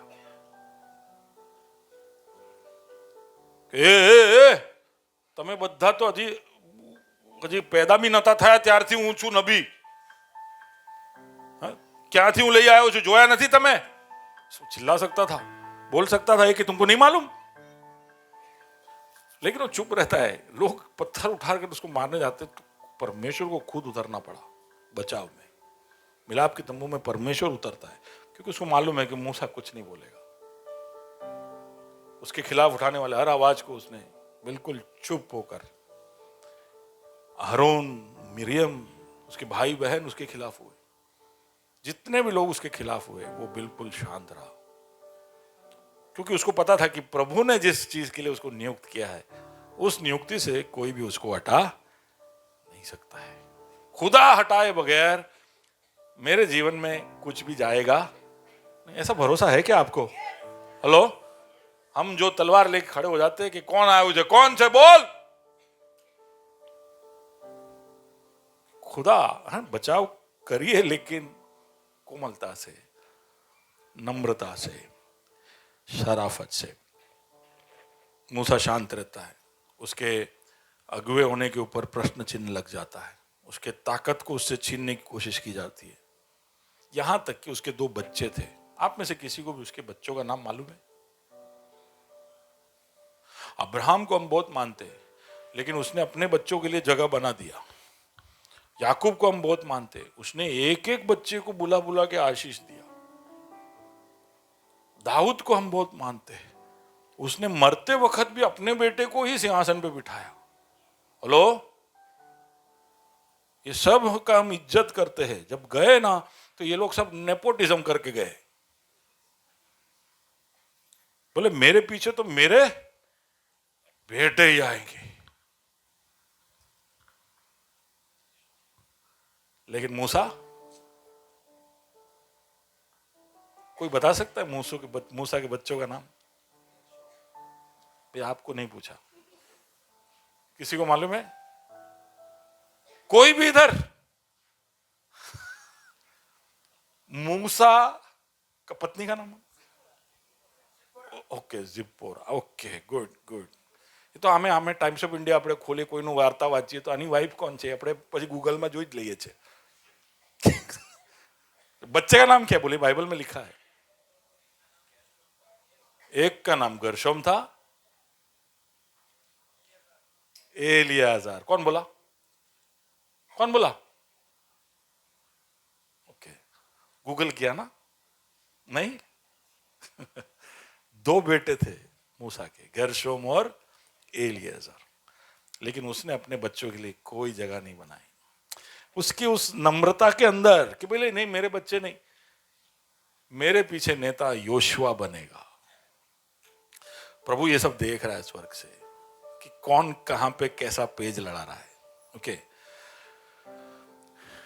एक बार ऐसा हुआ निर्गमन की पुस्तक 34वें अध्याय के अंदर कि यहोवा मूसा को प्रपोजल देता है कि ये सारे इजराइल लोगों को, क्योंकि उन्होंने मूर्ति पूजा की, इनको सबको खत्म कर देते, मैं मेरे कवेनेंट, मेरे वादे को तेरे द्वारा पूरा करूंगा। आप सोच के देखिए, एक ऐसा योजना जो पूरे इतिहास को बदल सकता था। हम जो लायन ऑफ जूडा बुलाते हैं वो खत्म हो जाता, यहूदा का सिंह जो है वो खत्म हो जाता अगर मूसा हाँ बोलता तो। मूसा को प्रभु ने बोला कि मैं तेरे द्वारा उद्धार लेके आऊंगा, तो इब्राहिम को दिए हुए वादे से वो गलत नहीं होता, इब्राहिम का ही बेटा है मूसा, लेकिन यूदा के जगह लेवी गोत्र में सब आ जाता। लेकिन मूसा बोलता है रहने दे खुदा, तू ऐसा करेगा तो तेरा ही नाम बिगड़ेगा कि इन्होंने मिस्र से छुड़ाया और जंगल में सबको मार दिया। ऐसा ना होने दे खुदा, तो इनको माफ कर दे। आप समझ पा रहे हो? जब आपका हक होता है कि आप किसी को दंड दे और आप दम नहीं देते हो, तो स्वर्ग भी वो देखता है। और इसलिए इसको सबसे दीन और नम्र पुरुष कहा जाता है। और प्रभु के लिए बहुत बड़ा बात था, क्योंकि वो प्रभु का स्वभाव मूसा दिखा रहा था। ओके, बहुत सारी बातें बोलनी है, लेकिन मैं कहीं भी पहुंचा नहीं हूं। तो आप नम्र हो क्या? अब हम जल्दी सोचते हैं, आप नम्र हो क्या? जब कोई आपके साथ बात कर रहा है तो आप पूरा बात सुन पा रहे हो?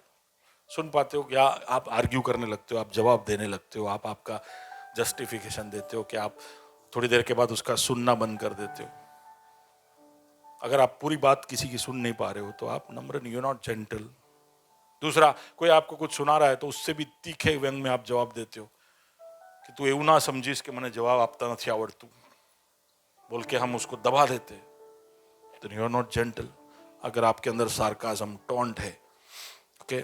तीसरा, कि आपको कोई भी काम के लिए रुकना पड़ रहा है, वेट करना पड़ रहा है. अभी आप जैसे दिखा रहे हो, यहाँ पे बैठे हो, बोले आज साहब प्रचार पूरा करे એટલે हमें घर जाइए, और उसमें आप अगर इम्पेशंस दिखाते, आप खड़े होकर बोलते हो बंद करो प्रचार, हमारे घरे जाऊ छे, यू आर नॉट जेंटल. किसी को भी आप कोई काम से रोक रहे हो, यू आर नॉट जेंटल. आप इंटरप्ट कर रहे हो और आपके इरिटेशन को दिखा रहे हो. आप सोशल मीडिया पे कोई भी कुछ भी लिखता है, उसके पीछे पीछे तीखे व्यंग लिखकर आप उसको परेशान करते हो, यू आर नॉट जेंटल. किसी को आप सुधारने जाते हो लेकिन फिर उसको छोटा करके वापस आ जाते हो, then you are not gentle. लोगों की परिस्थितियों को समझे बगैर आप उसके ऊपर न्याय बोलते हो, then you are not gentle. आप कैसे भी करके हर आर्ग्यूमेंट जीतना चाहते हो, लोगों को जीतने से ज्यादा आप आर्ग्यूमेंट जीतना चाहते हो, then you are not gentle. अगर आप सच्चाई बोलते वक्त भी तीव्रता से बोलते हो तो then you are not gentle. लंबे समय तक आप किसी के खिलाफ कड़वाहट रखकर घूमते हो, यू आर नॉट जेंटल, क्योंकि आप उसकी तरफ के हर प्रतिक्रिया में उस कड़वाहट को दिखाते जाओगे. आप अधिकार में हो तो आप अधिकार जताए बगैर उसके सहकार में काम करने का नहीं सोचते हो, तो then you are not gentle. अगर आप एक ऐसे माता पिता हो जो सिर्फ मारपीट और डांट डांट कर आपके बच्चों को सही रास्ते पे लाता है, then you are not gentle. जब आप अन्याय को देखते हो, आपके खिलाफ कोई उंगली उठाता है तो आप क्रोधित हो जाते हो, तो आप जेंटल नहीं हो. आप प्रचार भी करते हो तो दूसरों को दोष में डालते हो, तो भी आप जेंटल नहीं हो. हम भूल जाते हैं जेंटल होना. इसलिए इंग्लिश भाषा में जब कोई भी प्रचार शुरू होता है तो शुरुआत में कहते हैं लेडीज एंड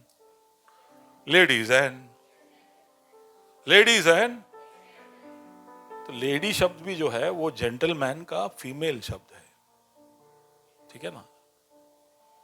तो main and women, boys and girls सब बोल सकते हैं, लेकिन शराफत हम सब के अंदर बना रहे इसके लिए बोलते हैं लेडीज एंड जेंटलमैन.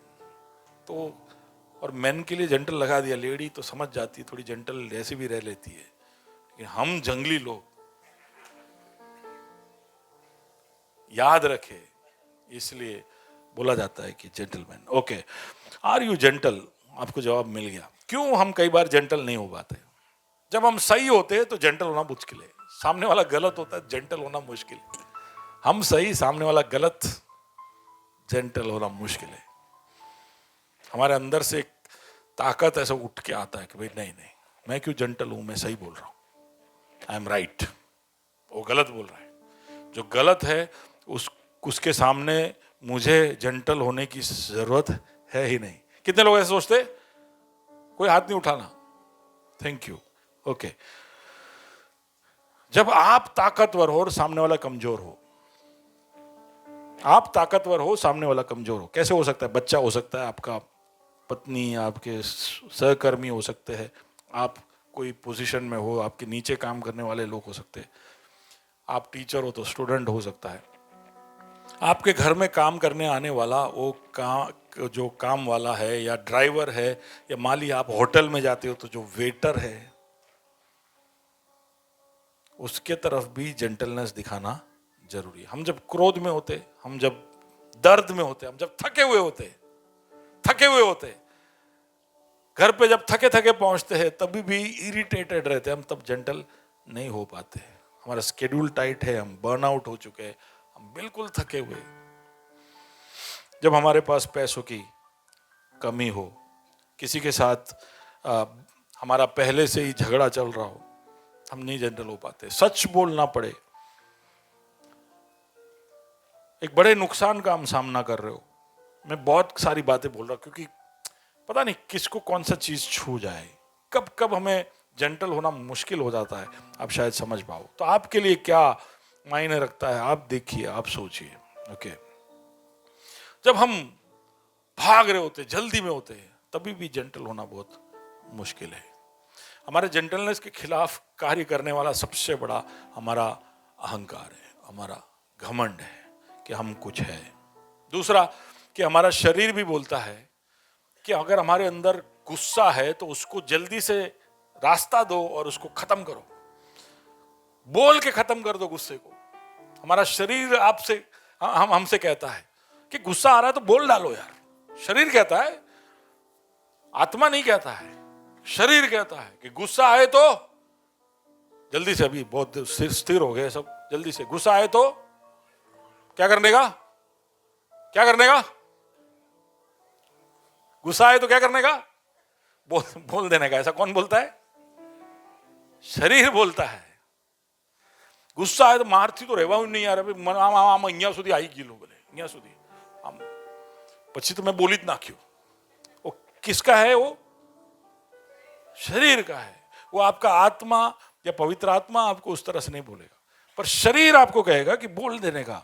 ओके, दुनिया आप जब बोलोगे तो आपके साइड में आ जाएगा। तो बहुत साल पहले मैं गाड़ी लेके एक दिन ग्रेस की मीटिंग के बाद घर जा रहा था रात को, 15 साल पहले की बात होगी। तो रात को टर्न ले रहे थे हम पंचवटी से सीजी रोड की तरफ। तो मेरे आगे आगे भी एक गाड़ी जा रहा था।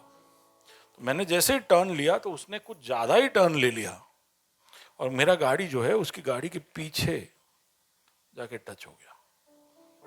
मैं तब महिंद्रा का जीप चलाता था, उसका रंग भी पुलिस जीप जैसा था। तो मेरे को बहुत टनी था कि मैं जीप में हूँ, सामने सेंट्रो गाड़ी था, छोटा गाड़ी। तो मैं सोचा इसको तो मैं देख लेता हूँ। 10:30 बजे थे रात के। बोले जीप वाले के सामने सेंट्रो वाला, क्या आवाज निकलेगा? अंदर से 6.5 फुट का एक आदमी निकला। वो ऐसा जैसे वो क्या बोलते हो, राइनोसरस गैंडा होता है ना, उसके जैसे ऐसे दौड़ के मेरे तरफ आया। मेरे को रिएक्ट करने का ही टाइम नहीं मिला। उसने आके, कांच खुला था, महिंद्रा में एसी नहीं होता है वो टाइम पे, कांच खुला था।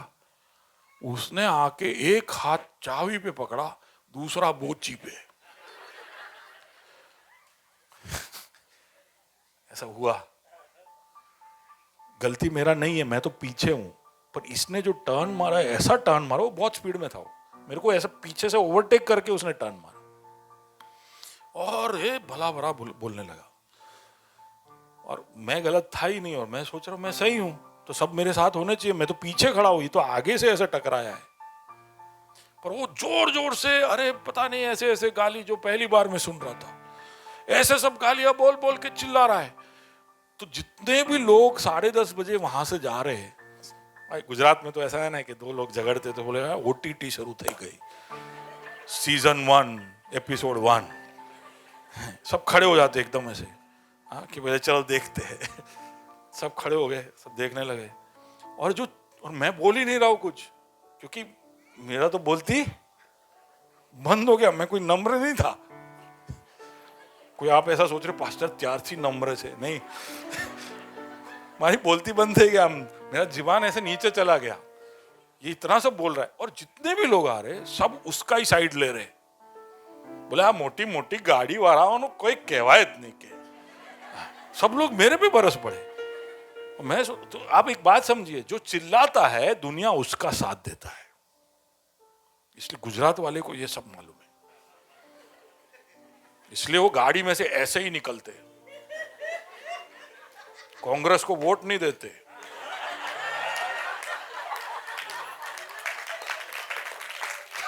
लेकिन निकलते ऐसे ही है। उसमें भी एक एंगल, एक स्टाइल है ऐसा ऐसा। उसमें सामने वाले की बोलती बात। एनीवे, मैं बच निकला कैसे, अगर आपको जानना है तो 5 मिनट के बाद सैमसन भैया, जो अपने grace one of the leaders है, वो स्कूटर पे पेट्रोल भरा के सामने से जा रहा था। उसने देखा ये तो जियो का गाड़ी है, ये तो जियो है, इस पे बोची पे किसी का हाथ है। वो दौड़ के आया गाड़ी बाजू में रख के, वो मेरे से भी फट्टूस है। लेकिन भाई को दर्द में देखा तो भूल गया सब ना, दौड़ के आया। बोले क्या हुआ? मैं बोला यार देख ना, तो क्या बोले, ये चिल्ला रहा है। कोई आ गया साथ में तो वो चुप हो गया सामने वाला। लेकिन तुरंत मेरे सैमसन भैया ने तुरंत फोन किया, मेरे पापा को फोन किया, बोले कि जियो का एक्सीडेंट हो गया है। 2 मिनट के अंदर मेरे पापा, मेरे एक नेबर और एक पुलिस वाले को लेके आ गए।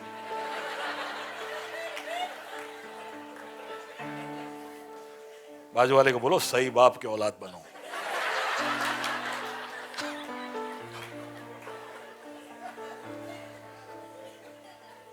नम्र रहना आसान हो जाएगा। पुलिस वाला आया तभी मैं नम्र ही रहा, नहीं तो फिर और सीन कुछ हो जाता।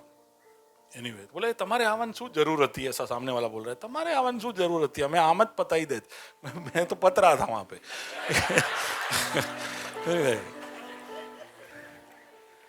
दुनिया आवाज करने वालों का साथ देती है, तो हम कई बार समझ लेते हैं, ऐसा समझने लगते हैं कि भी आवाज तो करना ही पड़ेगा।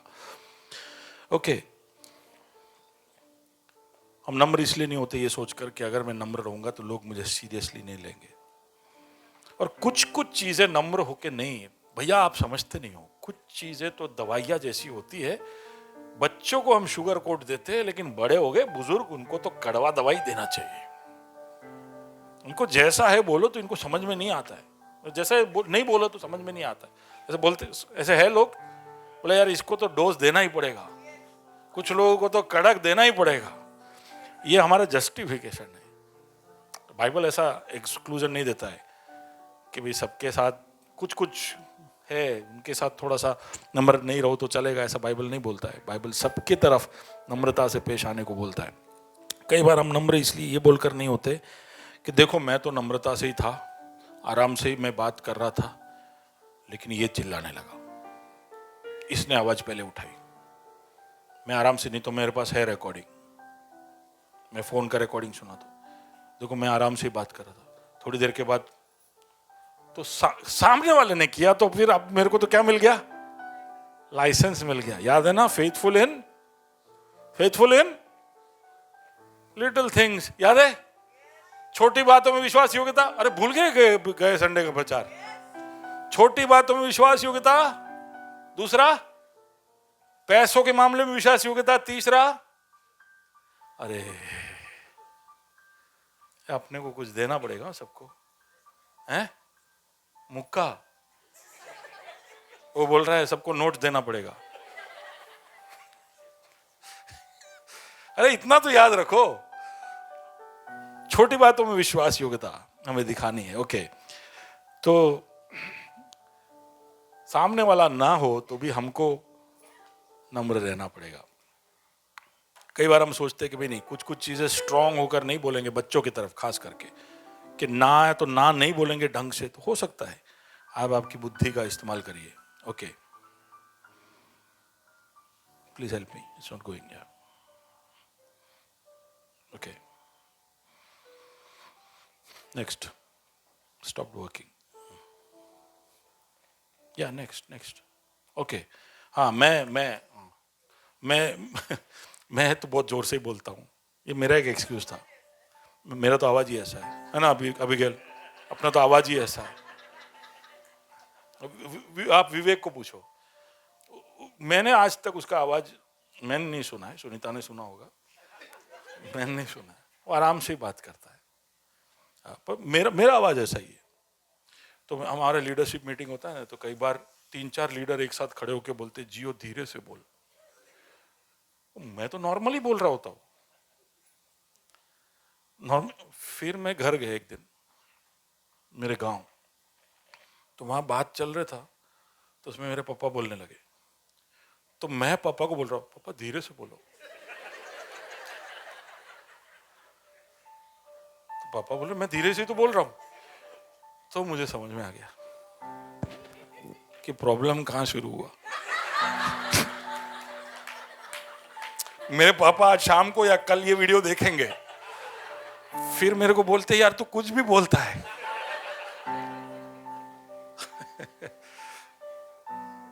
तो मेरे पापा ऐसे ही जोर जोर से बोलते हैं, तो मैं भी कई बार उसका इस्तेमाल कर कर उस बहाने के पीछे छुप जाता हूं। मैंने समझा कि ये नहीं करना चाहिए, गलत है। मेरे लिए वो बड़ा नॉर्मल होगा, लेकिन दूसरों का ध्यान रखना मेरा जिम्मेदारी है। ओके, कई बार बोले कि टाइम नहीं था इसलिए मैं जेंटल नहीं रह पाया। कई बार कि बहुत ज्यादा आवाज हो रहा था इसलिए मैंने मेरे आवाज को उठाया। कई बार कि जब तक हम कड़क बात नहीं करेंगे रिजल्ट नहीं आएगा।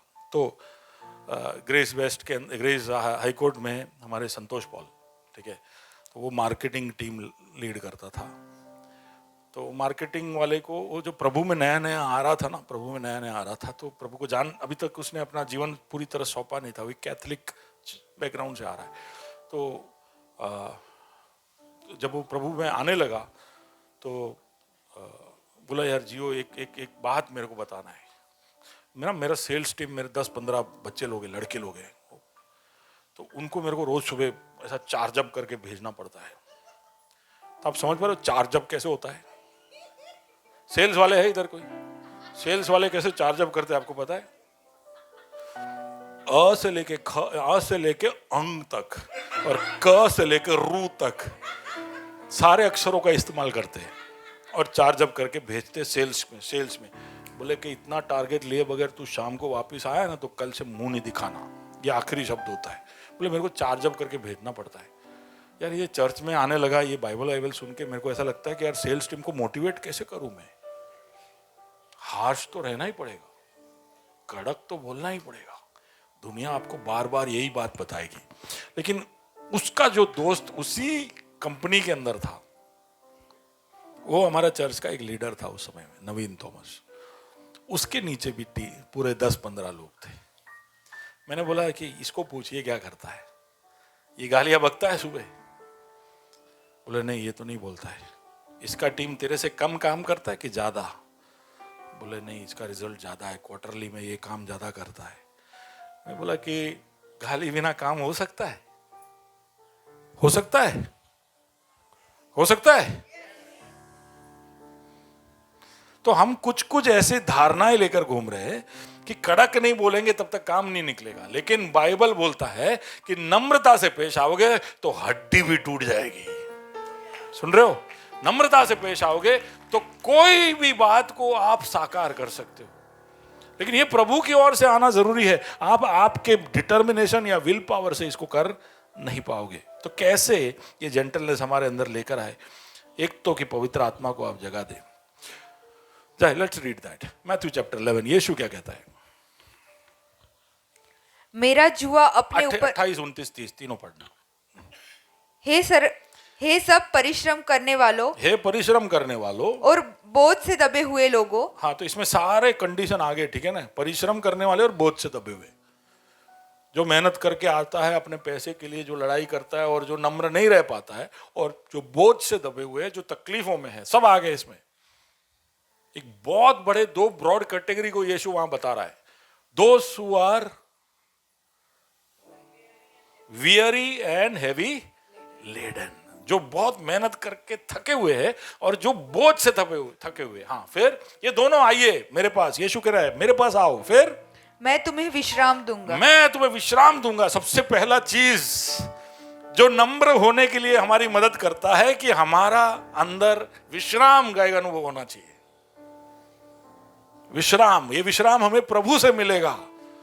ये विश्राम हम बड़े घरों में जाएंगे तब नहीं मिलेगा। हम टूरिस्ट होकर कोई डेस्टिनेशन में जाएंगे तब नहीं मिलेगा। हम बड़े 20,000 वाले कुर्सी में ऐसे बैठ के कॉफी पीते रहेंगे तब नहीं मिलेगा। अब वो मेरे साथ, आपके अंदर से नम्रता या नरमी आपको दिखानी हो तो सबसे पहले विश्राम की जरूरत है। जब मन शांत होगा, जब आत्मा शांत होगी, जब शरीर ताजगी प्रभु से पाएगा, तब नम्र होना आसान है। नहीं तो आप इरिटेटेड रहोगे।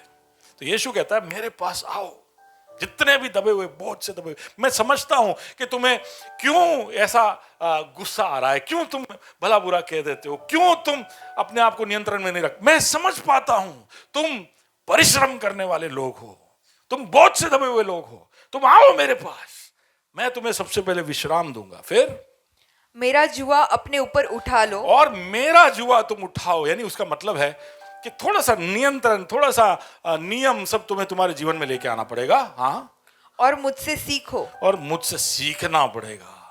ऑटोमेटिक आने वाला नहीं। हूं विश्वासी छू, मैंने मेरा जीवन प्रभु को दे दिया है, मैंने बपतिस्मा ले लिया है, मैंने पवित्र आत्मा पा लिया है, मैं रोज बाइबल पढ़ता हूं, मैं हर कलीसिया की मीटिंग में आता हूं, कोई फर्क नहीं पड़ेगा। सीखना पड़ेगा, प्रभु से सीखना पड़ेगा। कहीं पहुंच जाने से ये चीजें ऑटोमेटिक आपके अंदर नहीं आ जाएगी। सारा वातावरण में रहूं छू, શું મજા આવે છે ત્યાં। હવે પેલા ત્રીજા ગીતમાં તો આમ રોંગટા ઉભા થઈ જાય, એટલું જ થાય। નમ્રતા ના આવે, नम्रता सीखવું પડે। बाजू वाले को बोलो नम्रता सीखना पड़ता है। कुछ लोग बोल नहीं रहे, सोच रहे कि नम्र होना है कि नहीं। वे साहब बहुत ढीला पे जाजे। नम्रता सीखना पड़ेगा। हाँ, आओ मेरे पास आओ और मुझसे सीखो, मुझसे सीखो। हाँ, क्योंकि मैं नम्र और मन में दीन हूँ।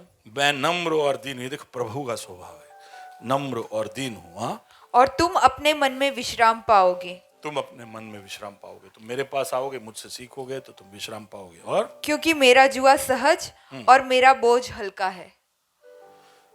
प्रभु खुद दीन और नम्र है, इसके लिए कोई भी उसके पास आ सकता है। आप में से कई लोग बोलते हैं कि कोई मेरे पास आता नहीं, कोई आना नहीं चाहता, क्योंकि आप जेंटल नहीं हो, आप कुछ भी बोल देते हो, आप ध्यान नहीं रखते। आपके पास कोई आता है तो वो विश्राम नहीं पाता है। तो सीखो, सही व्यक्ति के पास आओ। आपके दोस्त नहीं है, आपके आसपास लोग नहीं आ रहे, आपके साथ कोई बैठना पसंद नहीं कर रहा है, यीशु कहता है कि मेरे पास आओ, मैं नम्र हूं, तुम आ पाओगे। नम्र लोगों के पास जाना बहुत आसान है। जो एटीट्यूड दिखाता है, जो अपने आप को कुछ समझता है, उसके पास जाना कोई पसंद नहीं करता है। वो एटीट्यूड में वहां बैठा रहेगा, वो अपने बड़े गाड़ी में बैठा रहेगा। लेकिन जो नम्र इंसान है उसकी तरफ सब पहुंचेगा। यीशु के इर्द गिर्द लोग हमेशा इसलिए होते थे क्योंकि वो नम्र था। वो एकदम किसी के भी साथ वो बड़े नरमी से पेश आता था, वो बड़े शराफत से पेश आता था। तो ही वॉज अप्रोचेबल। दूसरा कि उससे सीखना पड़ेगा, उसके दिल और उसके साथ रहकर हमें सीखना पड़ेगा। हम जब नम्र होंगे तो लोग जो दीवार बना के घूमते हैं वो दीवारों को गिरा देंगे। नम्र लोगों के पास जाकर लोग अपना दिल खोल के बात कर सकते हैं। या और नम्रता दूसरों के लिए और हमारे लिए एक विश्राम का कारण बनती है। सीखना पड़ेगा। Okay, next. तो ये है यीशु का जो निमंत्रण है। हम देखते हैं कि दूसरे भी उदाहरण है बाइबल के अंदर। यूसुफ है, उसने अपने भाइयों को जब वो मिलके बाद में उसको मिलता है तो कहता है कि तुमने जो बुराई के लिए चाहा प्रभु ने मेरी भलाई के लिए बदल दिया। तब बड़े नरमी से भाइयों की तरफ पेश आता है, उनकी मदद करता है और बाद में उसके पापा और छोटे भाई को भी बुलवाता है। तो वहां पर वो कुछ भी कर सकता था, लेकिन यूसुफ बड़े नरमी से पेश आता है। दाऊद ने शाऊल को ऐसे ही बचाया। स्टेफानोस ने पथराव करने वालों की तरफ नम्रता दिखाई। क्रूस पर यीशु जैसा कहता है वैसा स्टेफानोस कहता है, प्रभु तू उन्हें माफ कर। पौलुस क्या कहता है देखिए, पहला थिस्सलुनी 2 और उसका 7 खत्म कर रहे हैं हम लोग। परंतु जिस तरह माता अपने बालकों का पालन पोषण करती है, हाँ, वैसे ही हमने भी तुम्हारे बीच में रहकर कोमलता दिखाई है। माता जैसे दिखाती है, ऐसे पौलुस कहता है कि मैंने कोमलता तुम्हें तुम्हारी तरफ दिखाई है। वो एक अपोस्टल था, प्रेरित था, तो अपना जोर वो दिखा सकता था। ऐसे अपोस्टल कई बार अधिकार में जब लोग होते तो अपना जोर पूरा दिखाते, लेकिन पौलुस कहता है मैंने ऐसा कभी नहीं किया। एक माँ के समान मैंने अपनी कोमलता को दिखाई है। और थिस्सलुनियों को लिख रहा है, तो थिस्सलुनी वही लोग हैं जिन्होंने उसके खिलाफ उपद्रव किया था, उसको परेशान किया था। जिन लोगों ने उसको परेशान किया उनके बीच में वो एक सेवक बनकर काम करता है। उनके साथ वो एक माँ की तरह पेश आता है, उनकी सेवा करता है, उनको सुसमाचार सुनाता है, उनको प्रभु की ओर लेकर आता है। कोई बहलाव नहीं, कोई फुसलाव नहीं, कोई भी तरह का ग्रीड या कोई भी तरह का एंटाइटलमेंट नहीं। वो जैसा था वैसा पेश आता। उसने एक चीज कहा कि मैं कोमलता से, जैसे माँ अपने बच्चों की तरफ आती है, जफी माँ जैसे बच्चों की तरफ आती है, वैसे मैं तुम्हारी तरफ आया। ओके,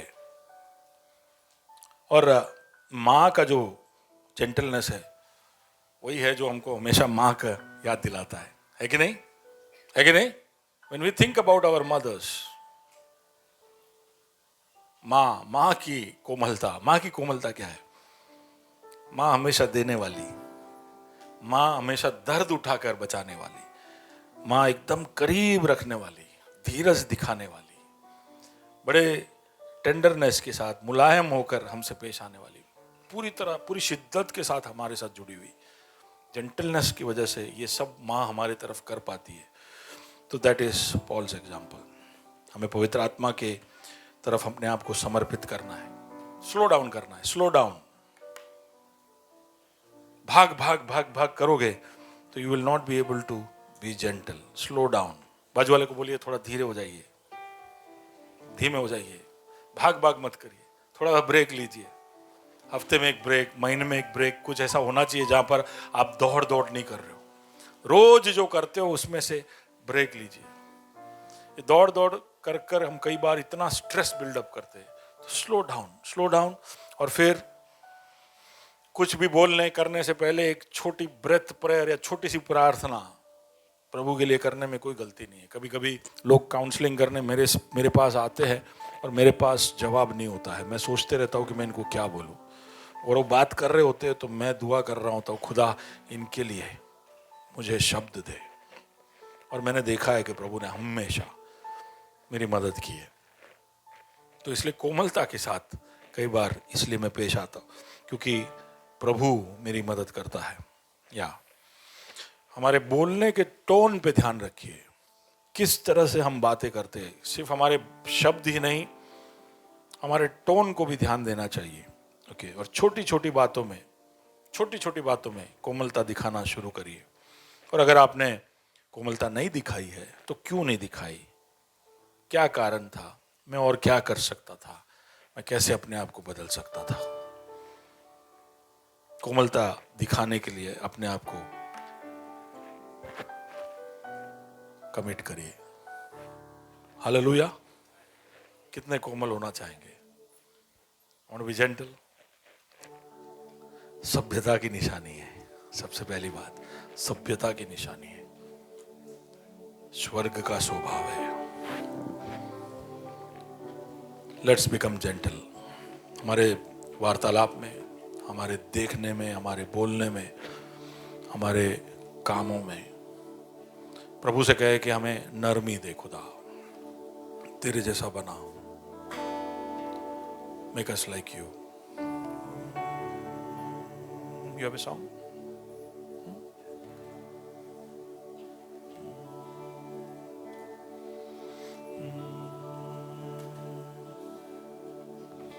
मैं तुझको पसंद आऊं, मैं तेरे दिल को भाऊं, ऐसा मुझको बना, ऐसा मुझको बना। मैं तुझको पसंद आऊं, मैं तेरे दिल को भाऊं, ऐसा मुझको बना, ऐसा मुझको बना। मेरे अंदर तेरी आदतों को भर दे, मेरे अंदर तेरी चाहतों को भर दे, मेरे अंदर तेरी आदतों को भर दे, मेरे अंदर तेरी चाहतों को भर दे। मैं तुझको पसंद आऊं, मैं तेरे दिल को भाऊं, ऐसा मुझको बना, ऐसा मुझको बना। मैं तुझको पसंद आऊं, मैं तेरे दिल को भाऊं, ऐसा मुझको बना, ऐसा मुझको बना।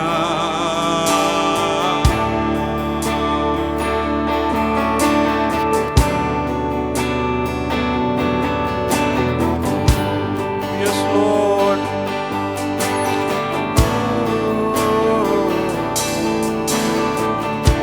मैं ना करूं मेरे मन की,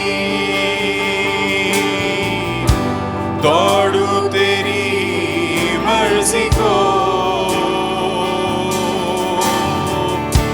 मैं ना करूं मेरे मन की, दौड़ू तेरी मर्जी को। लग जाए ऐसी लत तेरी, कुछ और ना अब जाए तेरी हर ख्वाहिश को।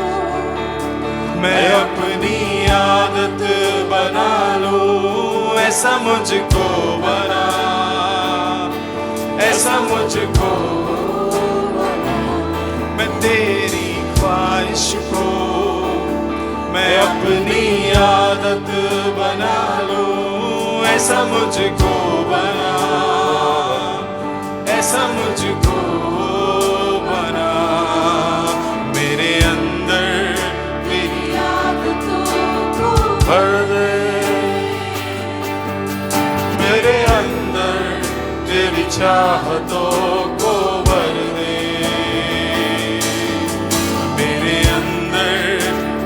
आदतों को भर दे, मेरे अंदर तेरी चाहतों को भर दे।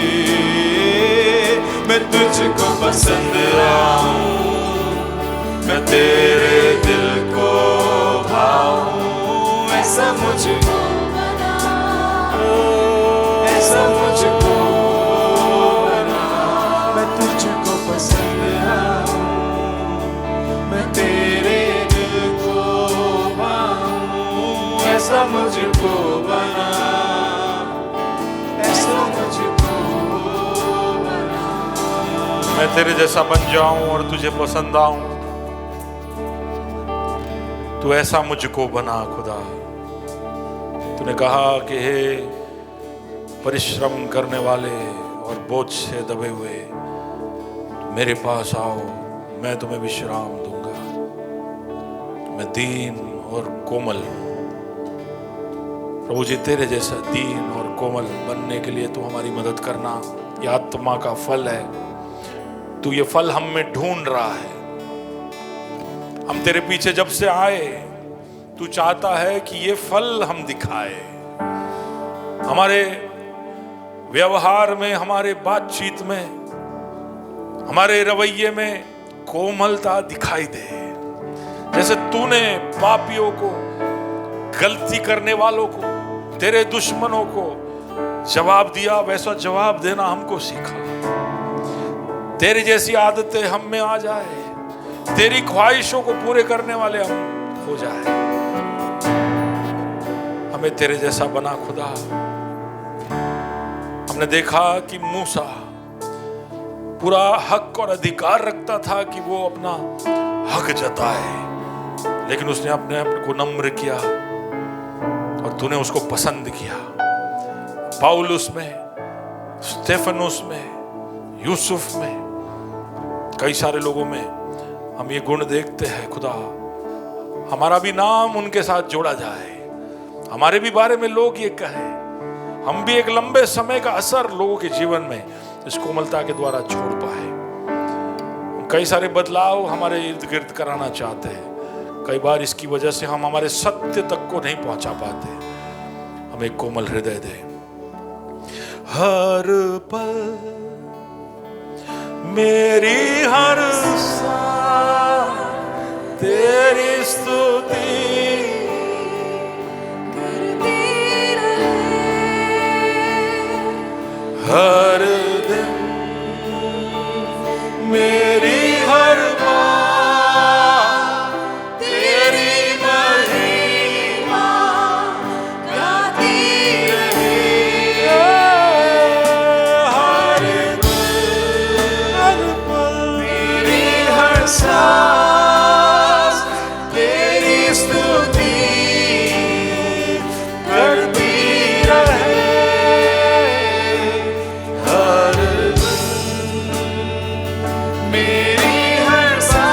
समर्पण के साथ ये गीत को प्रभु के सामने रखें। महिमा गाती रहे यीशुआ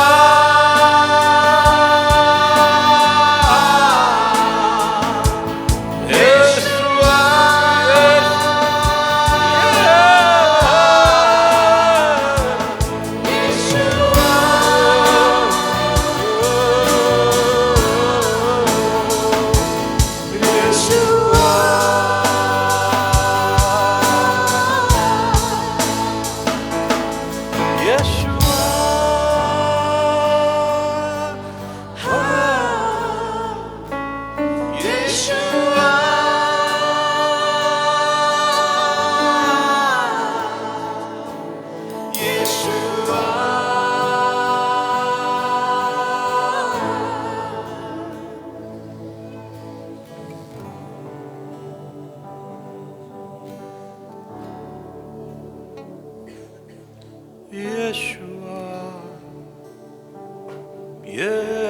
यीशुआ मुझे तेरे करीब तू बुला यीशुआ यीशुआ मुझे तेरे करीब तू बुला यीशुआ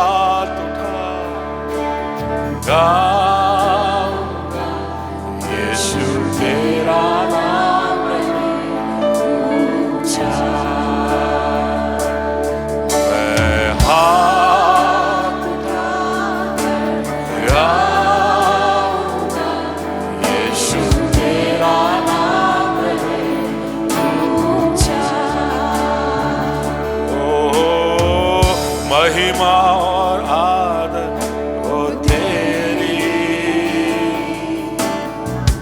तू ही हमारा खुदा, पूरी हो तेरी मर्जी, आए तेरा राजा। आदर और महिमा, आदर और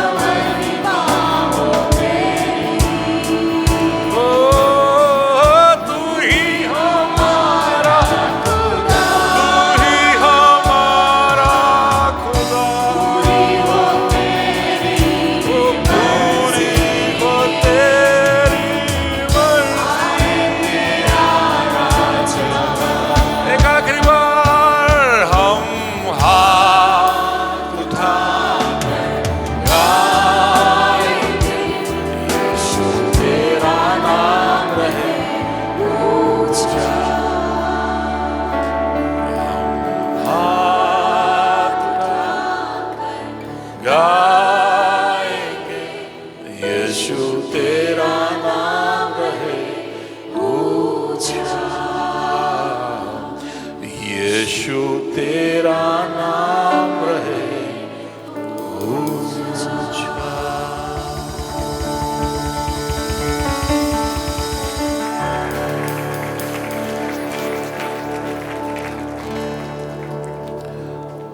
स्वर्ग का स्वभाव हमारे अंदर से दिखे, सभ्य लोगों के बीच में भी हम उनसे भी ज्यादा सभ्यता दिखाने वाले बन जाए। प्रभु तू हम सबकी मदद करना, एक एक कर कर तू हमारे जीवन के अलग अलग पहलुओं में हस्तक्षेप कर रहा है, इसलिए धन्यवाद।